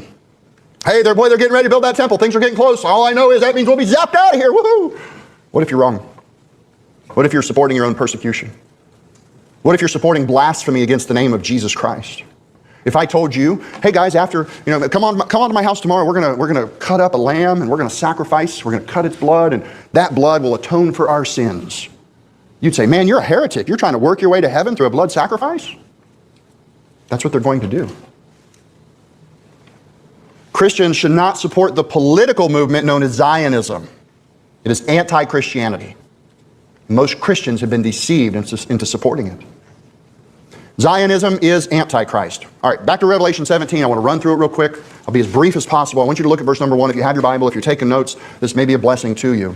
And there came one of the 7 angels which had the 7 vials, and talked with me, saying unto me, come hither, I will show unto thee the judgment of the great whore that sitteth upon many waters. I'm going to define these terms for you as we go. The great whore that sitteth upon many waters. The waters in verse 15 of this same chapter. Okay, so very interesting, and we'll just stop it there just because it's really long, and again, I don't have time for the whole thing tonight. However, you can see how inspired Pastor Fannin is here in this video, and I think in his others as well. Law of Liberty, I think, is a really good channel on YouTube. Definitely worth a follow. And this slide right here, Christians should not support the political movement Zionism. That definitely would go back to the whole evangelical thing, wouldn't it? So that's what we're seeing there. Christians should not support the Antichrist temple in Jerusalem. What did Pastor Greg Locke just talk about a little while ago in this live stream? We played a clip when he was in full support of it. So you can see the deception going on here. So anyway, I just wanted to point all that out and definitely steer you guys to some of these videos. I think they're certainly worth watching. And again, no time to watch all of it tonight. But we can definitely link to it, and we will do that in the Substack post. So let's keep moving. We've got a lot to cover tonight, even still, with maybe an hour or so to go. So, you guys are welcome to stick around. We'll go as long as it takes, but it's going to be a little while yet, just because we've got quite a few different other things to cover tonight, including more news. But I just wanted to take a little pause here and show you all this stuff with the third temple that I found and all this other information. I think it's really good info. And as far as the Law of Liberty, he's put out his own couple of different graphics here, timelines, very similar to the ones that I have talked about, the one that I have spoken about so many times. And we won't go through this tonight, but just know that these are linked to in his videos, and you can find it in the description area of his video, certainly the one that we were just watching.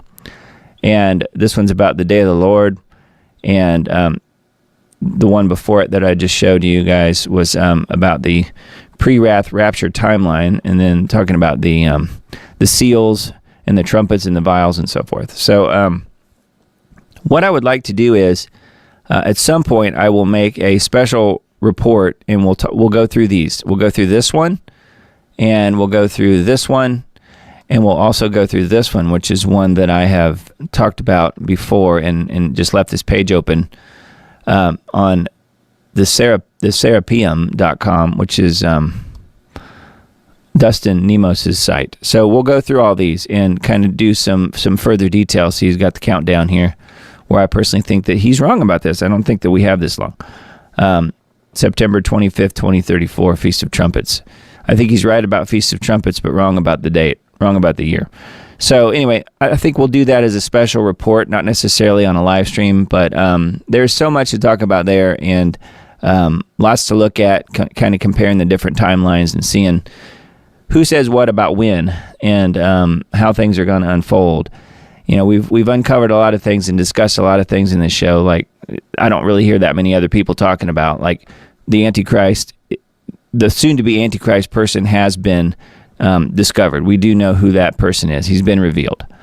So anyway, that's one among many, many things here. So anyway, let's keep moving. We've got lots to cover yet tonight, and I just wanted to point those things out. And then one other thing that we could look at, as far as that same video, perhaps, is if Jerusalem is indeed Mystery Babylon. I think he makes a really good case for it in that entire video. I should mention, by the way, that video that we just watched a clip of is actually one of two sermons. They put two of them together in that video. So that's why it's 2 hours long. There's two different sermons there. And he does make a really good case that Mystery Babylon is Jerusalem today.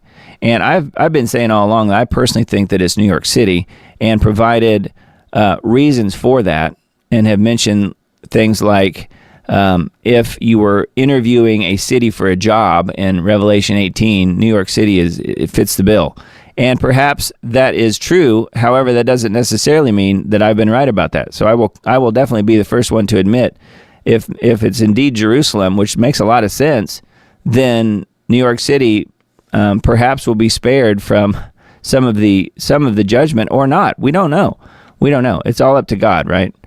But talking about Babylon has fallen, Revelation 18, and what city is it? Some people think that it's all of America, and I've always thought that was wrong, just because clearly Babylon is a city, not an entire nation. So anyway, we'll go into that later in a different video, but I just wanted to kind of point that out, that I personally have thought that it was New York City all this time, and then this video comes along revealing more information about, no, it's not New York City, or certainly I could infer that. He doesn't even mention New York City. He mentions Rome and some of the other common places that you would assume that people think that is Babylon, but it's not Rome. It may not be New York City either. We don't know for sure, but Jerusalem would make a lot of sense. And again, he goes into that in a lot of detail in that video. So anyway, let's take a look at some of the rest of the news here. We've got some articles, some headlines here on information liberation. Trump administration uses emergency powers to rush another $4 billion in military aid to Israel. So here we go again. Israel, again, with the funding of the powers of Zion, the Zionist Israelis. Zelensky spars with Trump and Vance in the Oval Office, and the mineral deal has been derailed. Is the next one down here. GOP rickrolls the public with limited disclosure of the Epstein files. That's something we haven't really mentioned too much tonight, but yeah, that is something that, we don't really know for sure how much information we're going to get here. We know a lot of the characters involved, obviously, and there's many, many, many details that, Bondi and her people are just now being able to access. So I think we're probably a long way out, really, before that information really starts coming out, where new information is coming forth, and you get some people who are potentially being indicted. I think we're a long way off from that happening, unfortunately. But let's hope that it continues to come out. And again, I think that all truth is being revealed at this point. So anyway, we'll see how it goes. But yeah, Rick rolls. That's a kind of a classic gag at this point, with playing the Rick Astley video when somebody clicks a link, whichever song it was of his from the 80s. Pretty funny. But that's what that was about. GOP Rick rolls public with limited disclosure of Epstein files. So no, you don't get the Jeffrey Epstein information. You get Rick Astley from the 1980s. Anyway, very strange. ADL CEO praises Trump's appropriately aggressive crackdown on anti-Semitism. Look at this guy. The old Jonathan Greenblatt, the Anti-Defamation League CEO. He's hopped aboard the Trump train, this says. Yep, he's pretty happy about it too.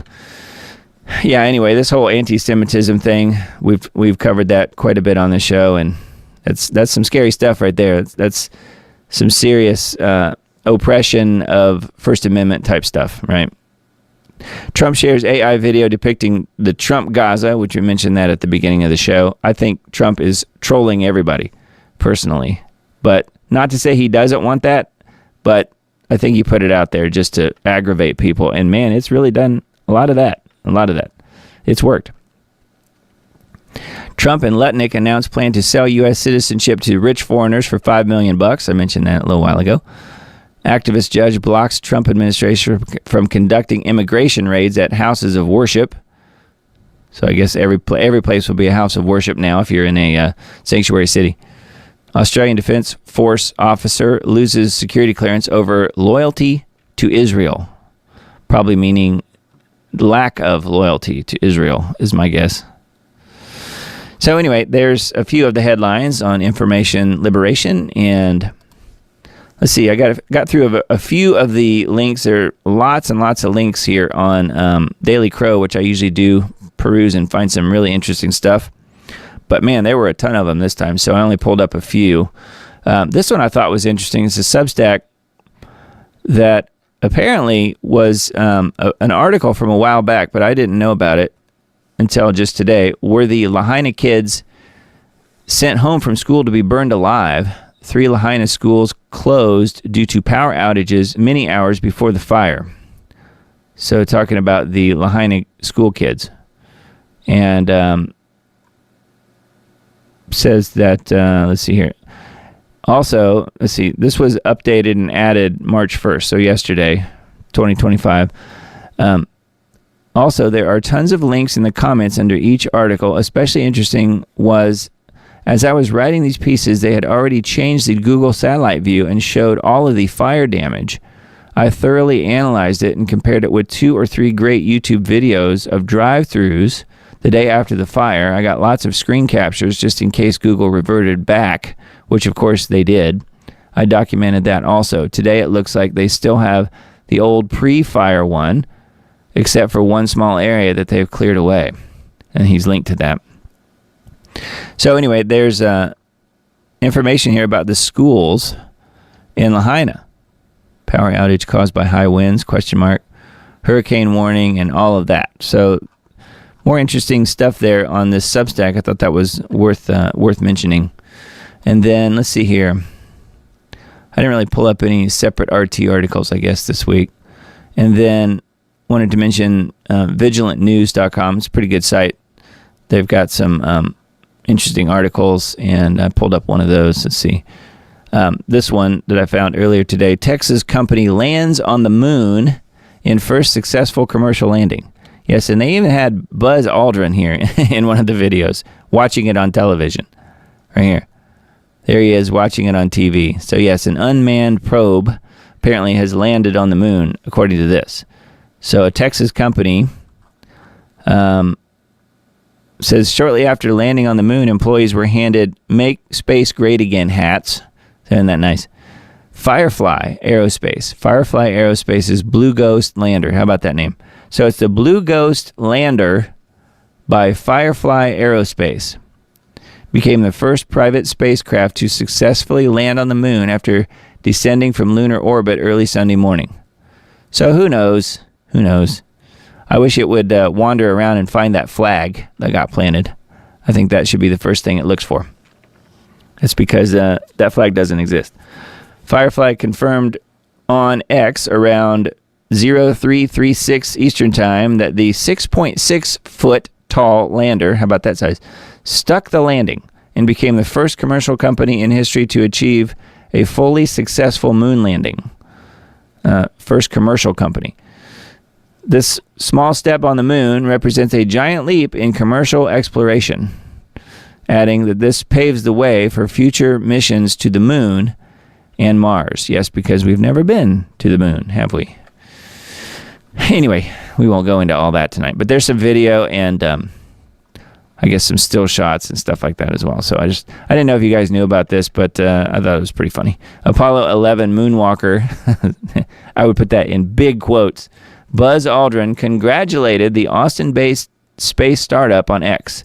So I don't know. Being how it's based in Austin, I don't know if it's connected to Musk anyway or not, in any way or not, but it might be. I don't know. Being how it's in the same area. One would think so. Yes. So anyway, that's on vigilantnews.com is where that one is. And then let's see. I didn't pull up any Zero Hedge articles this week.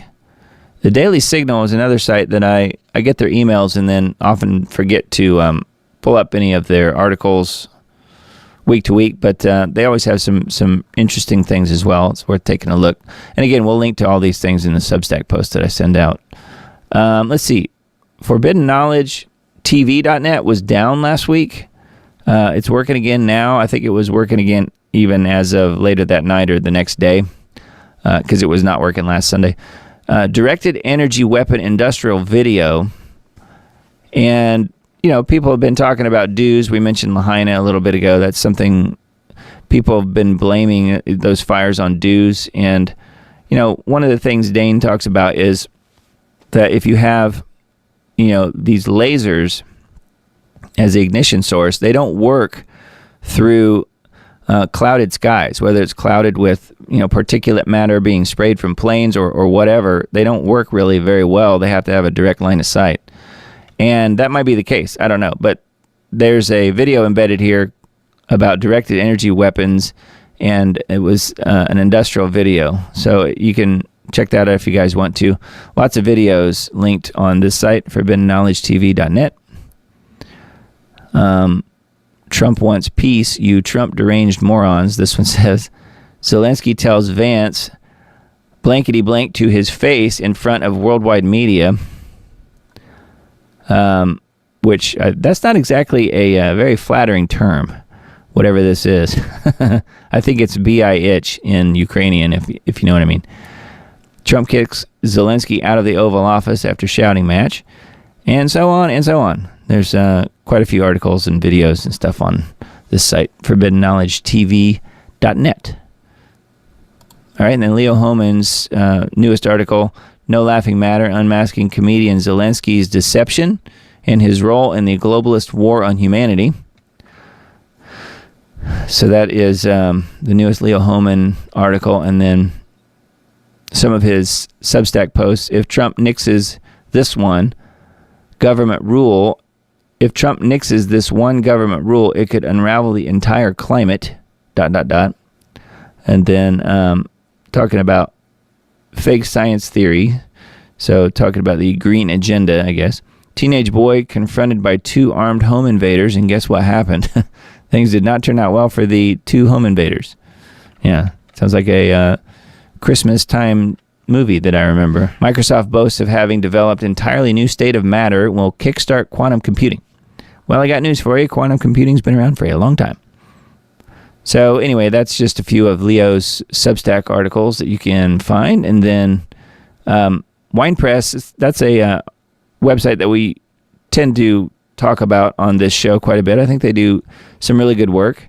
And I think they're phasing out the website in favor of the Substack setup. So we'll still report on what they're reporting on. But Wine Press News is primarily on Substack now, I guess. So just for future reference, if you care. Flip-flop, Trump's new love for H-1B visas completely contradicts campaign statements. Yep, I know we've kind of noticed that. Adobe teams up with Twitter and New York Times, vowing to censor misinformation in photo data.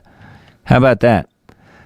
Adobe is, if you don't know, that is the company that puts out Photoshop and so many of the other creative media software apps out there. So they put out a ton of really good software programs, and for them to be censoring information that's embedded in pictures, that is not good. That does not make sense. But I guess that's what they're in the business of now, censoring people. Because now, all of their apps run on their servers now. You can't really go buy a copy of Photoshop and install it on your computer. It doesn't work that way. You have to sign up as a subscription, and then you download it from them, and then you're storing the photos and pictures and videos and things that you're working on oftentimes in the cloud on their servers. So yeah, they can scan it. They can apply their misinformation tags to it, I guess, if they wanted to. And then this one, PayPal will start shutting down bank accounts to fight extremism. Other big tech outlets are clamping down on what they're calling hate.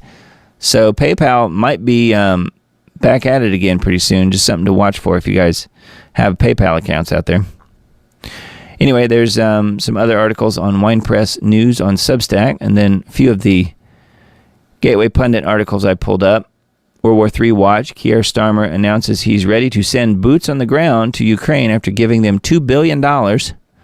Encourages U.S. and Europe to join. So I guess King Charles wants to stay at war. Not too surprising, actually.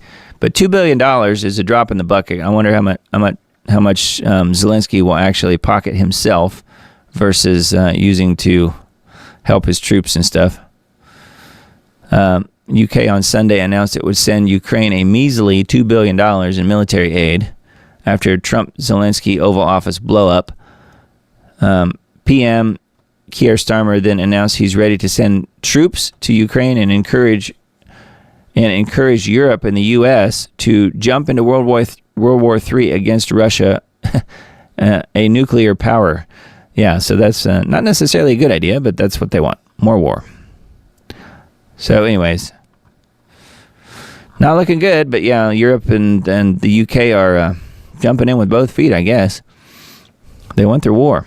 Secret Service investigating after F-16 fighter jets scramble to intercept multiple aircraft violating airspace over Palm Beach. Isn't that approximately where Mar-a-Lago is? Yeah, President Trump's home at Mar-a-Lago in Palm Beach. Secret Service is investigating after multiple aircraft violated airspace over Palm Beach on Saturday. Newsmax host Todd Starnes reported on Saturday that 3 aircraft were escorted out of the area by F-16s. Wow. During 2 of the intercepts, the fighter jets had to deploy flares, and all 3 planes were safely escorted out of the restricted airspace. I'm looking to see how big the planes were. Secret Service is investigating the breach of restricted airspace. I trust them to get it right, don't you? No, of course not. The interdiction was conducted according to established NORAD protocols and referred to NORAD for further questions about their protocols. Initial reports indicate the civilian aircraft inadvertently entered the restricted airspace over Palm Beach. Oh, I thought they were going to say they were Ukrainian bombers getting ready to go over there and blow up Mar-a-Lago or something. Anyway, that is a Gateway Pundit article. And then this one, watch. UK Prime Minister Keir Starmer tells Zelensky Ukraine has the full backing of the UK and gives Zelensky £2.26 billion in aid, which kind of mentioned that a little bit ago. But, yep, he's over there with his grubby little hands out, and they're all too willing to help because they want to keep their war going. Office of Personnel Management sends "What did you do last week?" Part 2 email to federal employees. So yeah, this is part 2, and this is people whining about it. Teary-eyed female federal employee compares filling out Elon Musk's email to what I imagine living in North Korea must be like. So that's how sad it's getting now. I'm looking to see what the second email is mentioning. What it's even talking about. What did you do last week? Part 2 email comes after Musk's email last week asking federal employees, what did you do last week? Please reply to this email with approximately 5 bullets of what you accomplished last week and CC it to your manager. That was the first email. And it says at President Trump's first cabinet meeting, Elon explained that it was an attempt for government workers to show signs of life. Since they were receiving government paychecks, quote, if you have a pulse and 2 neurons, you could reply to an email, he said. Still, this led to outrage from leftist federal workers who are not used to having accountability. So, yeah. And then this lady's comparing what she was asked to do to living in North Korea. Yeah. It says this week's email reportedly came from the Office of Personnel Management, OPM, with the subject line, what did you do last week, part 2? So that's the next email, referencing the previous Doge email. The AP reports that this differed from how the email was expected to go out, as the new version was reportedly supposed to be from individual agencies, not OPM. However, unlike the last email, this one reportedly instructed workers to give 5 bullet points describing their accomplishments each week, according to multiple reports. The weekly email will allegedly be due by Mondays at 11:59 p.m. Oh, okay. So it's going to be an ongoing thing. So that's all it is. They're still trying to take the pulse and figure out who's alive and who actually exists. And everybody's collecting paychecks, so they're just trying to get to the bottom of it, it sounds like. Now, this has been a strange story this week. I'm sure many of you guys already knew about this. Actor Gene Hackman and his wife, Betsy Arakawa, I guess, tested negative for carbon monoxide poisoning. Hackman's pacemaker recorded key detail. If you guys don't know, which I'm sure y'all do, but Hackman and his wife and their dog, or one of their dogs, was found dead in their home in Santa Fe, New Mexico. Santa Fe County Sheriff has revealed the bodies of actor Gene Hackman and his wife have tested negative for carbon monoxide. That was one of the original thoughts, was that it was carbon monoxide poisoning, but the whole thing is really very strange the way it was described as far as the scene goes. Sheriff Mendoza further revealed Hackman's pacemaker recorded its last activity on February 17th, which authorities now suspect was the day that Hackman died. Well, that would make sense, wouldn't it? If it stopped working then.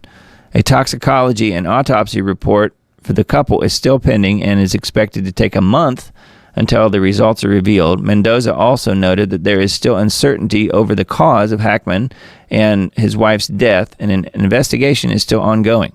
Also said it was likely neither of them had a fatal fall because there was no trauma indicated on the body. So that's interesting. And they also said at some point in one of the videos I saw, I think it was, that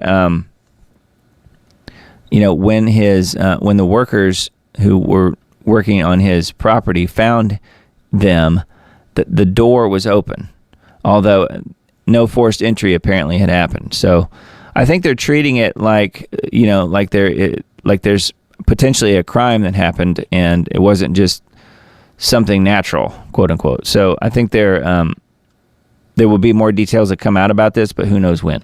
So anyway, that's the Gene Hackman story that I wasn't sure if you guys had heard about that, but very strange. And then this one is on Francis. We mentioned him on the last show or so, talking about his health. Breaking, Pope Francis's health is taking a turn for the worse with breathing crisis, and they put him on a ventilator. So I don't know if they've been testing him for COVID, but that'll do it. We all know what happens when that happens, don't we? Ailing Francis's health deteriorates as he suffered a worrying breathing crisis. Vatican sources reveal on his 13th day in the hospital, the pontiff suffered a bout of bronchospasm, which caused him to breathe vomit amongst other complications. Wow. So anyway, they've put him on a ventilator. Medical staff acted quickly, clearing his airwaves and initiating non-invasive mechanical ventilation. The Holy Father was promptly aspirated and started a non-invasive mechanical ventilation with a good response on gas exchange. So anyway, there's some different headlines and stuff here as well. So we don't know what the old Black Pope's going to end up doing, if he's going to end up walking out of there at all, or if he's going to be carried out. But I don't know. I would say a prayer for him. That's what we should say, right? We all know how evil this guy is. So anyway, but yes, we should pray for our enemies, and he would certainly qualify. All right, and then I thought this one was quite humorous, actually. India's first transgender clinic shuts down after losing its U.S. aid funding, with no hope of resuming. So there you go. Gateway Pundit says India's first transgender clinic is closed, according to Gateway Pundit, and it's all because of evil Donald Trump and Doge, I guess. So yes, probably enough said on that one, but I thought that was very strange. Didn't know that India even had a transgender clinic, but I guess they're probably being funded in all countries of the world. All right, and then there's this one, which brought to mind the cover of my last week's show. I did it in humor, though. This one was this particular picture was definitely not done in humor. It was done to insult Trump. And here's what it says: Zelensky's studio, which I don't know what that is. Zelensky's studio posts a vulgar Trump DICK reference following his disastrous meeting at the White House. Yeah, they show a piano with the words Trump on it, and then it says something else down here. I can't really make it out, but it says Volodymyr Zelensky's studio in Ukraine posted a disgusting and vulgar reference to President Trump after the Ukrainian leader was walked out of the White House on Friday. The Facebook page posted a photo of a piano with Trump's name on it. The photo is in reference to the famous skit where Zelensky played the piano with his you-know-what and no pants on, which, of course, they were just pretending. It was pretend, but that was the idea. That was the famous skit. It says a photo featuring a black grand piano with Trump written on it was published by his studio on Facebook and Instagram after Zelensky was asked to leave the White House. So isn't that classy? Isn't that classy? No, it's not classy. It's very disturbing, actually. But yeah, vulgar reference, it says. So along those lines, let me show you the cover of last week's show, which I think is very appropriate. Let me just jump. Let me remember where I'm at here. Okay. Let me jump to this one. Well, actually, the Rumble one would be better. Okay, so this is the image of last week's show. The Ukrainian duet is ending, and you can see old Zelensky and a very famous senator here, Lindsey Graham, right next to him, and they too are standing behind a piano that has the verbiage on it. The Ukrainian duet is ending, and I secretly posted some other text right under here that most people would never see, but I wanted it to be on the record, so it's there. And it says, "Pants down, piano players. The Ukrainian duet is ending. Pants down, piano players." So that was my cover of last week's show, and then Zelensky's people put out the Trump piano the other day. Isn't that nice? But mine's funny. And if you could zoom out on my picture here, then you would see, you can't because it's only that size, that width.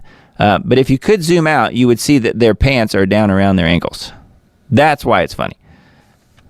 So that's their Ukrainian duet. And they've been singing a duet, meaning Lindsey Graham and Zelensky in Ukraine. They've been singing a duet for a long time and playing a duet together, if you know what I mean. All right. So anyway, there's the Trump piano. It's just not as funny. Sorry. All right, so activist posts, just a few of the articles on here. We have Red 3 food dye banned, and others have been rebranded. So yeah, this is interesting. The U.S. FDA, the Fraud and Death Administration, took a small step toward protecting Americans' health, very small, when it banned the artificial food dye known as Red 3 from the nation's food supply in January. It sets deadlines for stripping the brightly hued additives from candies, cough syrup, baked goods, frozen treats, and other ultra-processed food-like products. I like that. Food-like products. So anyway, but yeah, they're just renaming and rebranding other things. So who knows? I guess that's like the cricket protein. They're just renaming it and not removing it from certain foods. Anyway, yeah. So we have let's see. Any other interesting articles on activist posts? That's what I'm looking. Yeah, there's a few others here. I guess you guys can take a look at this if you want. It's a good site. There's a Ron Paul picture here. It says the Federal Reserve killed the penny. Is MAGA next? So that is just a couple of the headlines on activistpost.com. And then I pulled up a few here on Not the Bee. This first one is also on Hackman. It says cops say Gene Hackman was found dead in his mudroom.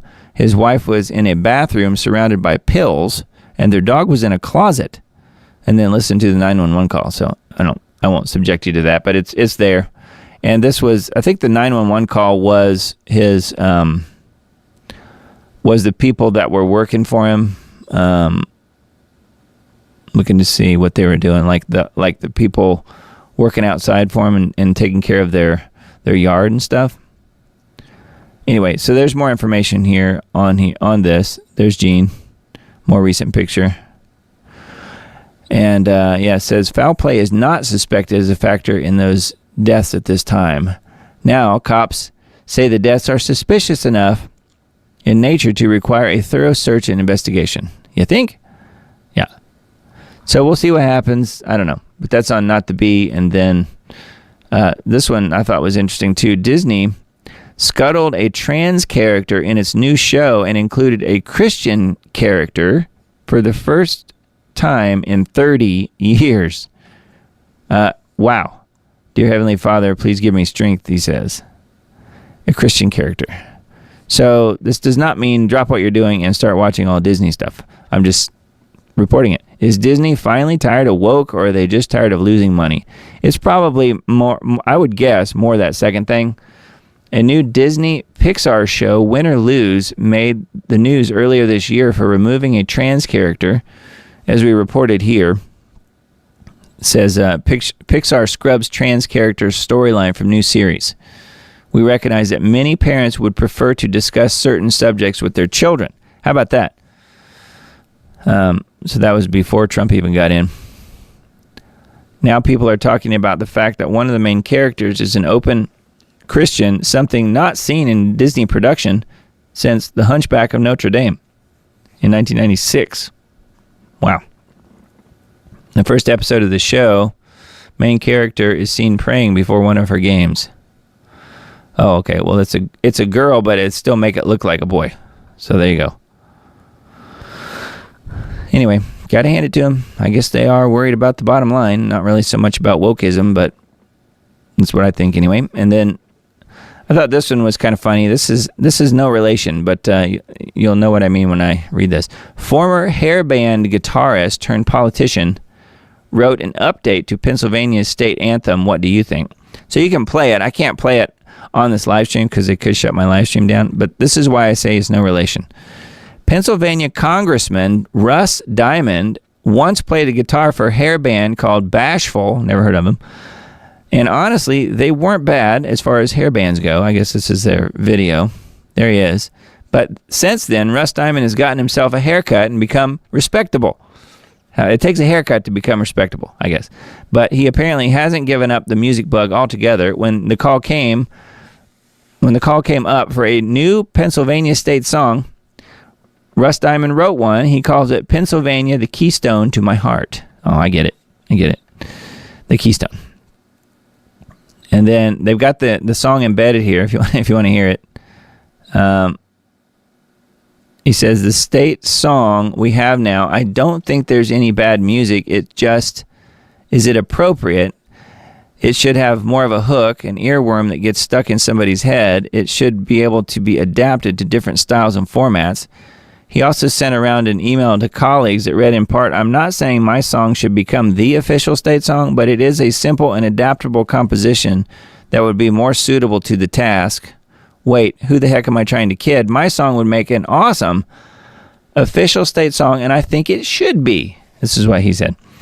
It's good to see he's kept his humility as a state representative. His colleagues have been non-committal. And it says State Representative Eddie Day Pashinsky who also is apparently a rocker and still performing, said, I like his song. He said, a Russ Diamond song, but what I'd like to do is try to create a competition so that people from anywhere, including professionals, could submit their entry for a new state song. So there you go. So Russ Diamond, very funny. Never heard of him. But yeah, the band called Bashful. I never heard of them either. But, if you want to hear it, it is embedded in the page here. And my guess is it's probably no good. Just a thought. But yeah, I guess we could do a music critique of it at some point. But I probably won't remember that it's even there. But it's something we could look at. I've had some folks do a few requests, I guess, here and there, talking about bring back the music live streams that we do the critiques on, and we may do that. So I've got a conversation with some friends of mine coming up this next week about that. So I will definitely report back on those live streams if we were to resume those.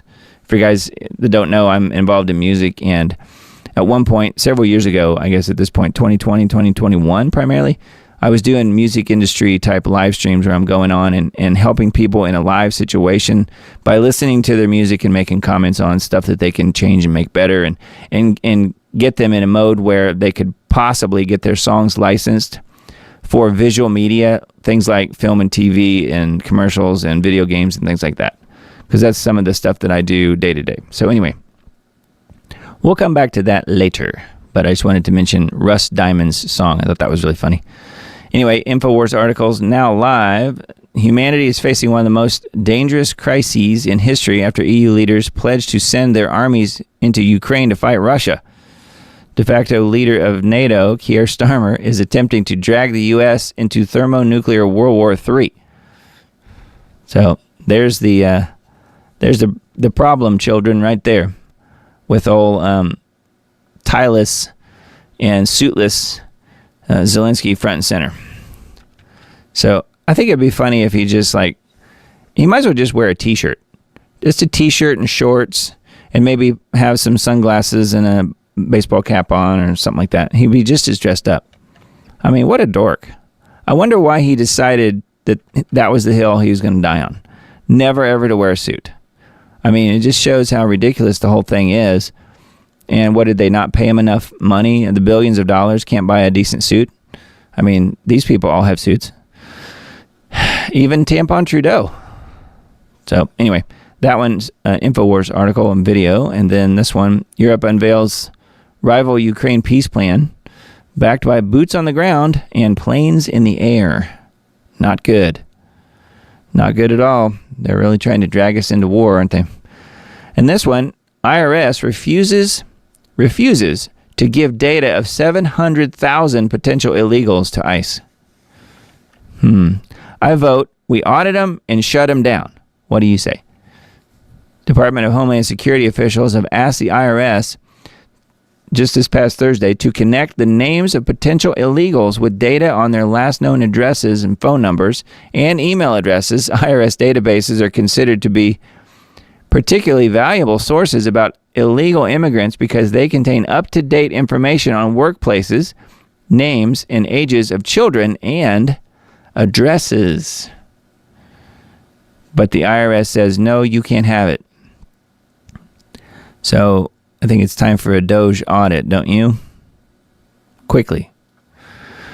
Yeah, I say that as, April 15th is coming very soon. And you know what I mean. All right, and then vaccineimpact.com. Just a few of the headlines. I should say a few of the anti-Trump headlines, which it doesn't bother me any, but I know some of you guys probably are really thrilled about that. Israel blocks all humanitarian aid to Gaza, threatens to open the gates of hell, open the gates of hell, cut off electricity and water, and return to war. So that's Gaza ceasefire that's not really a ceasefire. Trump bypasses Congress with executive order to send $3 billion in bombs and weapons to Israel to expand the war in the West Bank, of course. Some of the saved Doge money, I guess. So instead of us getting our $5,000, the money's just going to go to Israel. Zelensky goes off script as Trump and Vance have temper tantrum in front of the whole world at the White House. I don't think that's at all what happened, but that's what they're reporting here on the Vaccine Impact article. And then, of course, the famous one here, Donald Trump continues to lie about fentanyl as he envisions himself as king of Israel ruling from Gaza. So this is, again, the trolling video that was put out a few days ago. So I think it is in bad taste, I'll give you that, but I do think he was trolling people who already hate him and just makes them hate him more. So there you go. All right, and then let's see. GeoWatch for this week, we have an interesting one.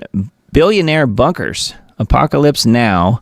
Billionaire bunkers is what this one's called. The secret escapes of billionaires from bunkers to secure compounds.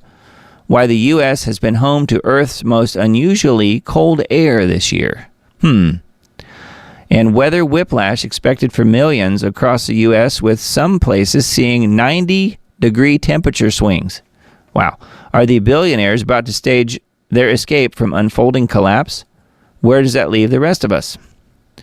Yeah, Global Alert News is embedded here on this page, and then so is the dimming. And this week's article and audio presentation from Mr. Dane. It's always a good one, so definitely make sure you check that one out. And it's also available on it's on his Spotify, in addition to Rumble and BitChute. If you don't want to listen to it embedded here on GeoWatch, it's on Spotify and Rumble and BitChute, and various radio stations as well, various terrestrial radio stations across the country. So yeah, he's getting the message out, so I think that's good. And and then the NOAA map for this week, the scheduled weather, is looking like this. It's going to be a warm-up for much of the country, but cooler in the west. So the dates on this map say March 8th through 12th. So a warm-up in the north, the central area, and even in the southeast. It's really only going to be a little colder in the extreme northeast and the southwest. So there you go. And Alaska isn't all red this time. It's a little bit more blue. So they must be doing some further chemical ice nucleating up there. So anyway, that is the scheduled weather coming up for the 8th through the 12th. Hard to believe we're in March already. It's crazy. Anyway, and then this video was just something I was going to mention and play, just because this is not the current meeting. This is back in 2019, I think, when they met last time. Charles extended an unusual invitation to Donald Trump for a second state visit to the UK. So this is when they met and walked around the first time, which I'm pretty sure was 2019. And it's got some further information here on this video, but I thought it was kind of interesting with all of the, there's him handing the invitation, the mail boy, Keir Starmer, handing the invitation to Trump to come visit the soon-to-be Antichrist, King Charles III, and apparently he's going to go for it. So, I don't know. I think it's kind of interesting. We'll see what happens. Obviously, he's probably not in a huge hurry to go see him, because he probably knows what's coming. He's going to be having some arm twisting, I'm sure, involved in the discussions and stay involved in the war in Ukraine against Russia and so on and so forth, because that's what they're all about. So interesting, though, that it's coming up now. I was having some, I don't know if you could call it a vision. I don't think I would go that far, but some definite thoughts that what if just hypothetically, what if they get a bunch of these leaders together and something happens and it kills a bunch of them all at one time? Wouldn't that be terrible? And then from that, Charles is then indwelled with the spirit of Satan at that point and comes back to life. And then he can put his new kings in place, because all the others have been taken out in this one fell swoop, and he's the one that gets to survive. What if something like that happens? Isn't that strange? I've never heard anybody mention anything like that, and I hope that doesn't happen. I'm just saying, what if something like that does happen, where you have a situation where you have all these leaders in one place and they all get wiped out except for Charles? and he gets killed too because he's with them, and then yet he's brought back to life. I don't know, just a thought I had, just passing thoughts. This is how I sort of, envision things throughout my day. Anyway, I just thought it was kind of weird, and that they're talking about Trump and the next visit here to the old king. So we'll see what happens. And then there's quite a bit here on the whole Zelensky thing. Let me see if I can find the one with. Oh yeah, before we do that, here's an exclusive video of the Epstein list is being released. You can see how it's very obvious what's going on there. Pretty good. This meme's a good one. When your dad won't give you your $1 billion allowance, there you go. And this one right here is the one that to me is the best.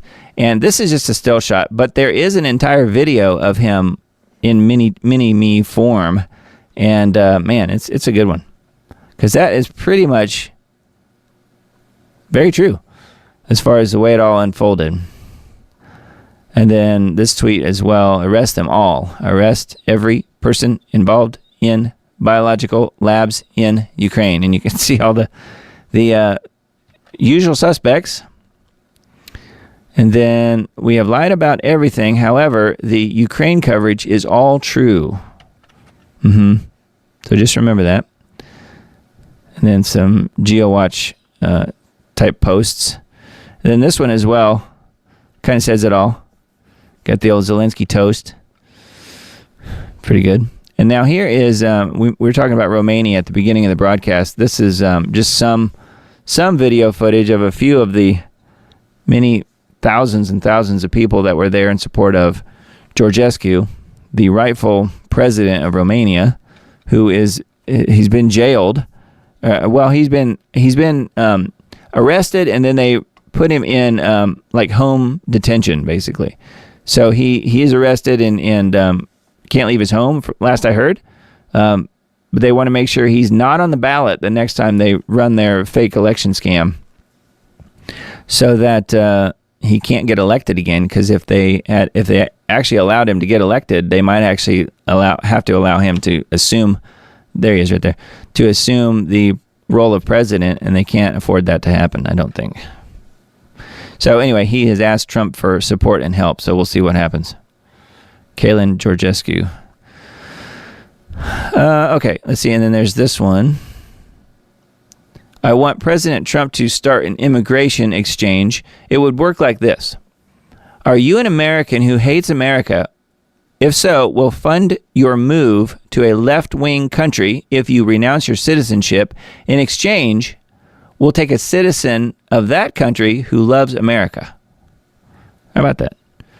Not a bad idea, actually, if you think about it. And you don't even have to pay $5 million like Trump wants you to do. All right, and then we have this, defund the UN and reject Agenda 2030, the new swastika.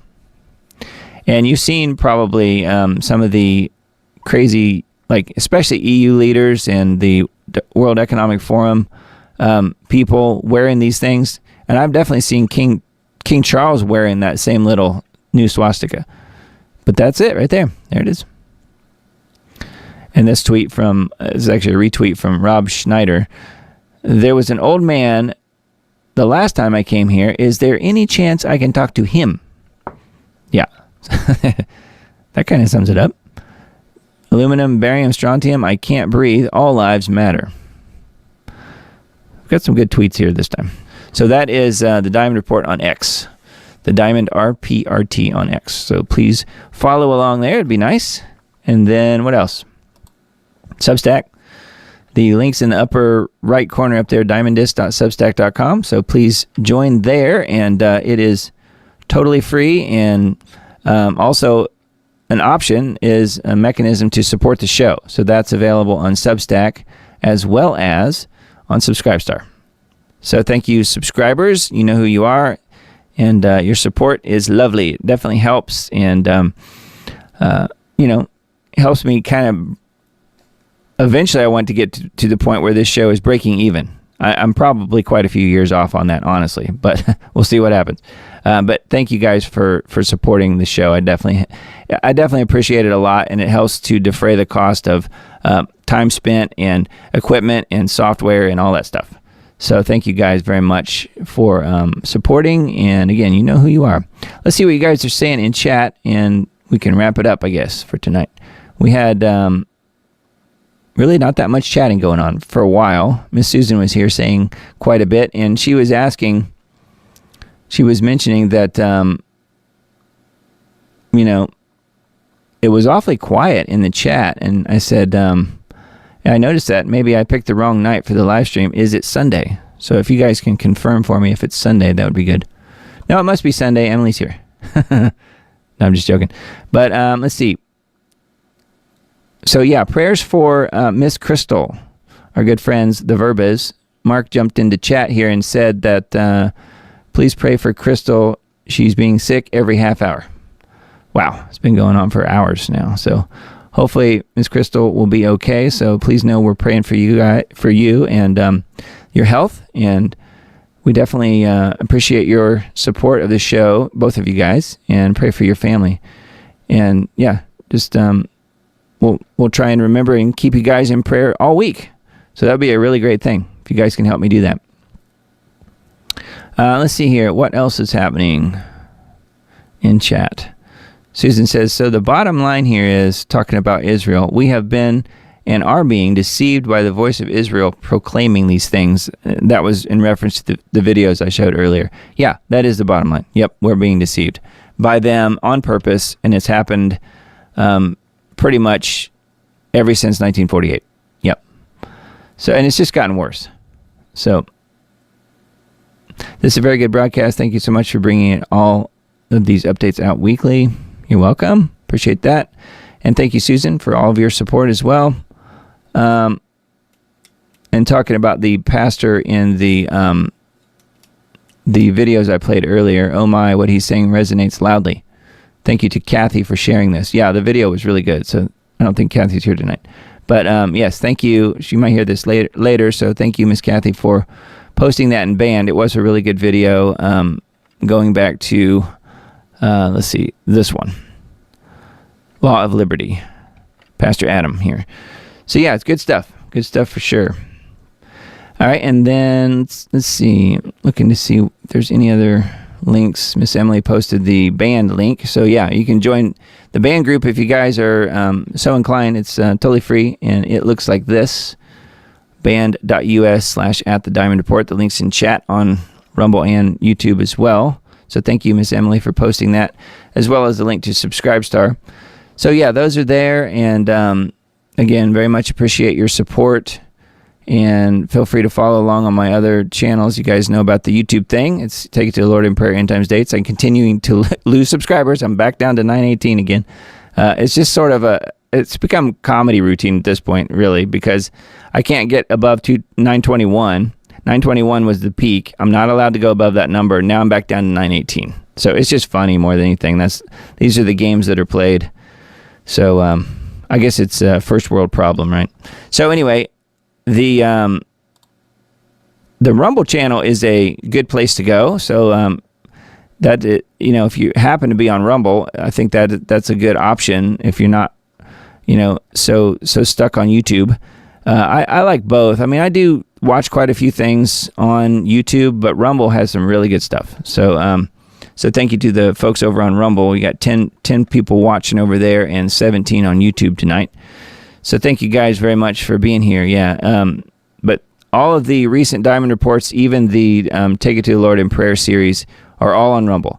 And they're uploaded there, and then also to my BitChute channel and to my Brighteon channel. And again, the Diamond Report, you can just do a search for it, or you can just, I put the links in all of the emails that I send out and various things like that. But you can do a search for Diamond Disc on any of those platforms, and that is my company name. It's spelled like this: DIAMONDISC. That is my company name, Diamond Disc Audio. And that's the easiest way to find me. I like using the one word because it's fairly easy, I think, for people to remember, although they don't always get the spelling right. So that's the little tweak there you got to remember. anyway, that is, I guess that's the show for tonight. I wanted to mention all of that, and then if you guys want to help support what I'm doing, this is another really good way to do it. For any InfoWars supporters out there, the link's in the brown box up there in the upper right, thealexjonesstore.com/The Diamond Report. I guess they're giving away 2 trucks. Is that right? Is that what I'm seeing here? Atomic Defense. I take that myself. I really like it. It's a really good natural formula. Let me look and see what the trucks are doing here. I saw 2 trucks. Yeah, don't miss your chance to win both trucks plus 20 grand in cash. I have nothing to do with it. I'm just saying it is there. If you're interested, use the link in the upper right corner. Make sure you put The Diamond Report on the end of that. Otherwise, I won't get any credit for it at all, which I guess is fine. But that's the whole point of this this little mention here of Alex's site. So it is there if you guys happen to support what he's doing. And then this is my store and some of the various products that are available. I've had lots of really good comments on everything in here that people have bought. Everything from stickers and hats and hoodies to mugs and mouse pads, big old mouse pads, and laptop sleeves, which I guess most people don't even own a laptop anymore, but they're there if you happen to have one. And some high quality products in this store. So that is the Conspiracy Analyst and Diamond Report products, as well as End Time States in there too. So anyway, thank you guys for being here tonight. I really appreciate it, and thank you for spending so much of your valuable time with me tonight. There's a good friend of mine who I've been talking with real recently here. I wanted to get input on what they thought about this show, and basically what came back was it's too long. So that's something that I'm going to have to think about, that most people don't have the attention span that would take. So you guys all graduate tonight. Everybody had the attention span that it took to get through the show, including me, I guess, because I had to make the show, right? But the thing that came out here was that this show is entirely too long and needs to be broken up into multiple different clips, at least for the ones that get uploaded later. Maybe not necessarily the live stream, but the pieces that I put up later should be pieces instead of one big long one. A 2-hour show or a 3-hour show is too long. And I never have, if you look at my videos ever, there's none that are over 3 hours, because I always make sure that I hit the 2-hour and 59-minute mark or under. And usually I'm quite a bit under that, but I know how to edit it and get it down to be below that. You know, it's kind of like when you go into the store and you look at a price tag on something and it doesn't say $20, it says $19.99. That's kind of my feeling on this whole thing. If you see a video that has the 3 in front, for me personally, that's a turn off. I would probably not watch a video that's 3 hours or more. But if it's 2 hours and 59 minutes, yeah, I probably would watch it. So yeah, it is a long show.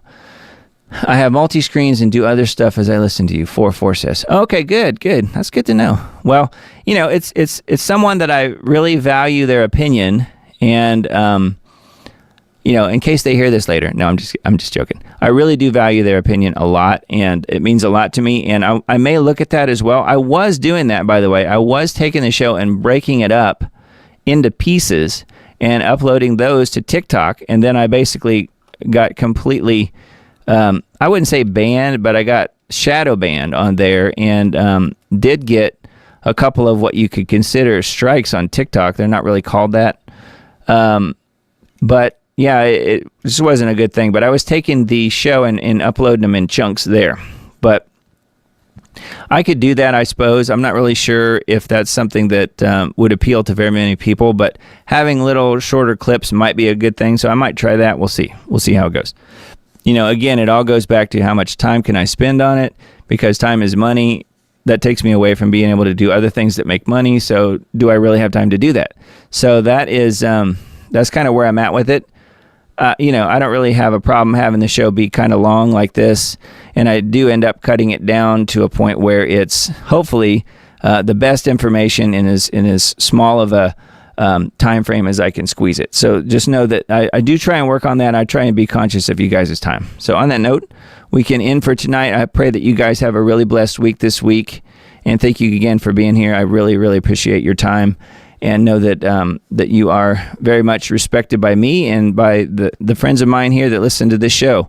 So thank you guys again. And yeah, we'll do it again next week. Next week's show will be on the 9th. Will be March 9th. And I think that is daylight savings time. So for people who are in the 49 of the 50 states that change, it's going to seem a little different, but it will still be at 10 p.m. Central Time next week on the 9th. So just be watching for that.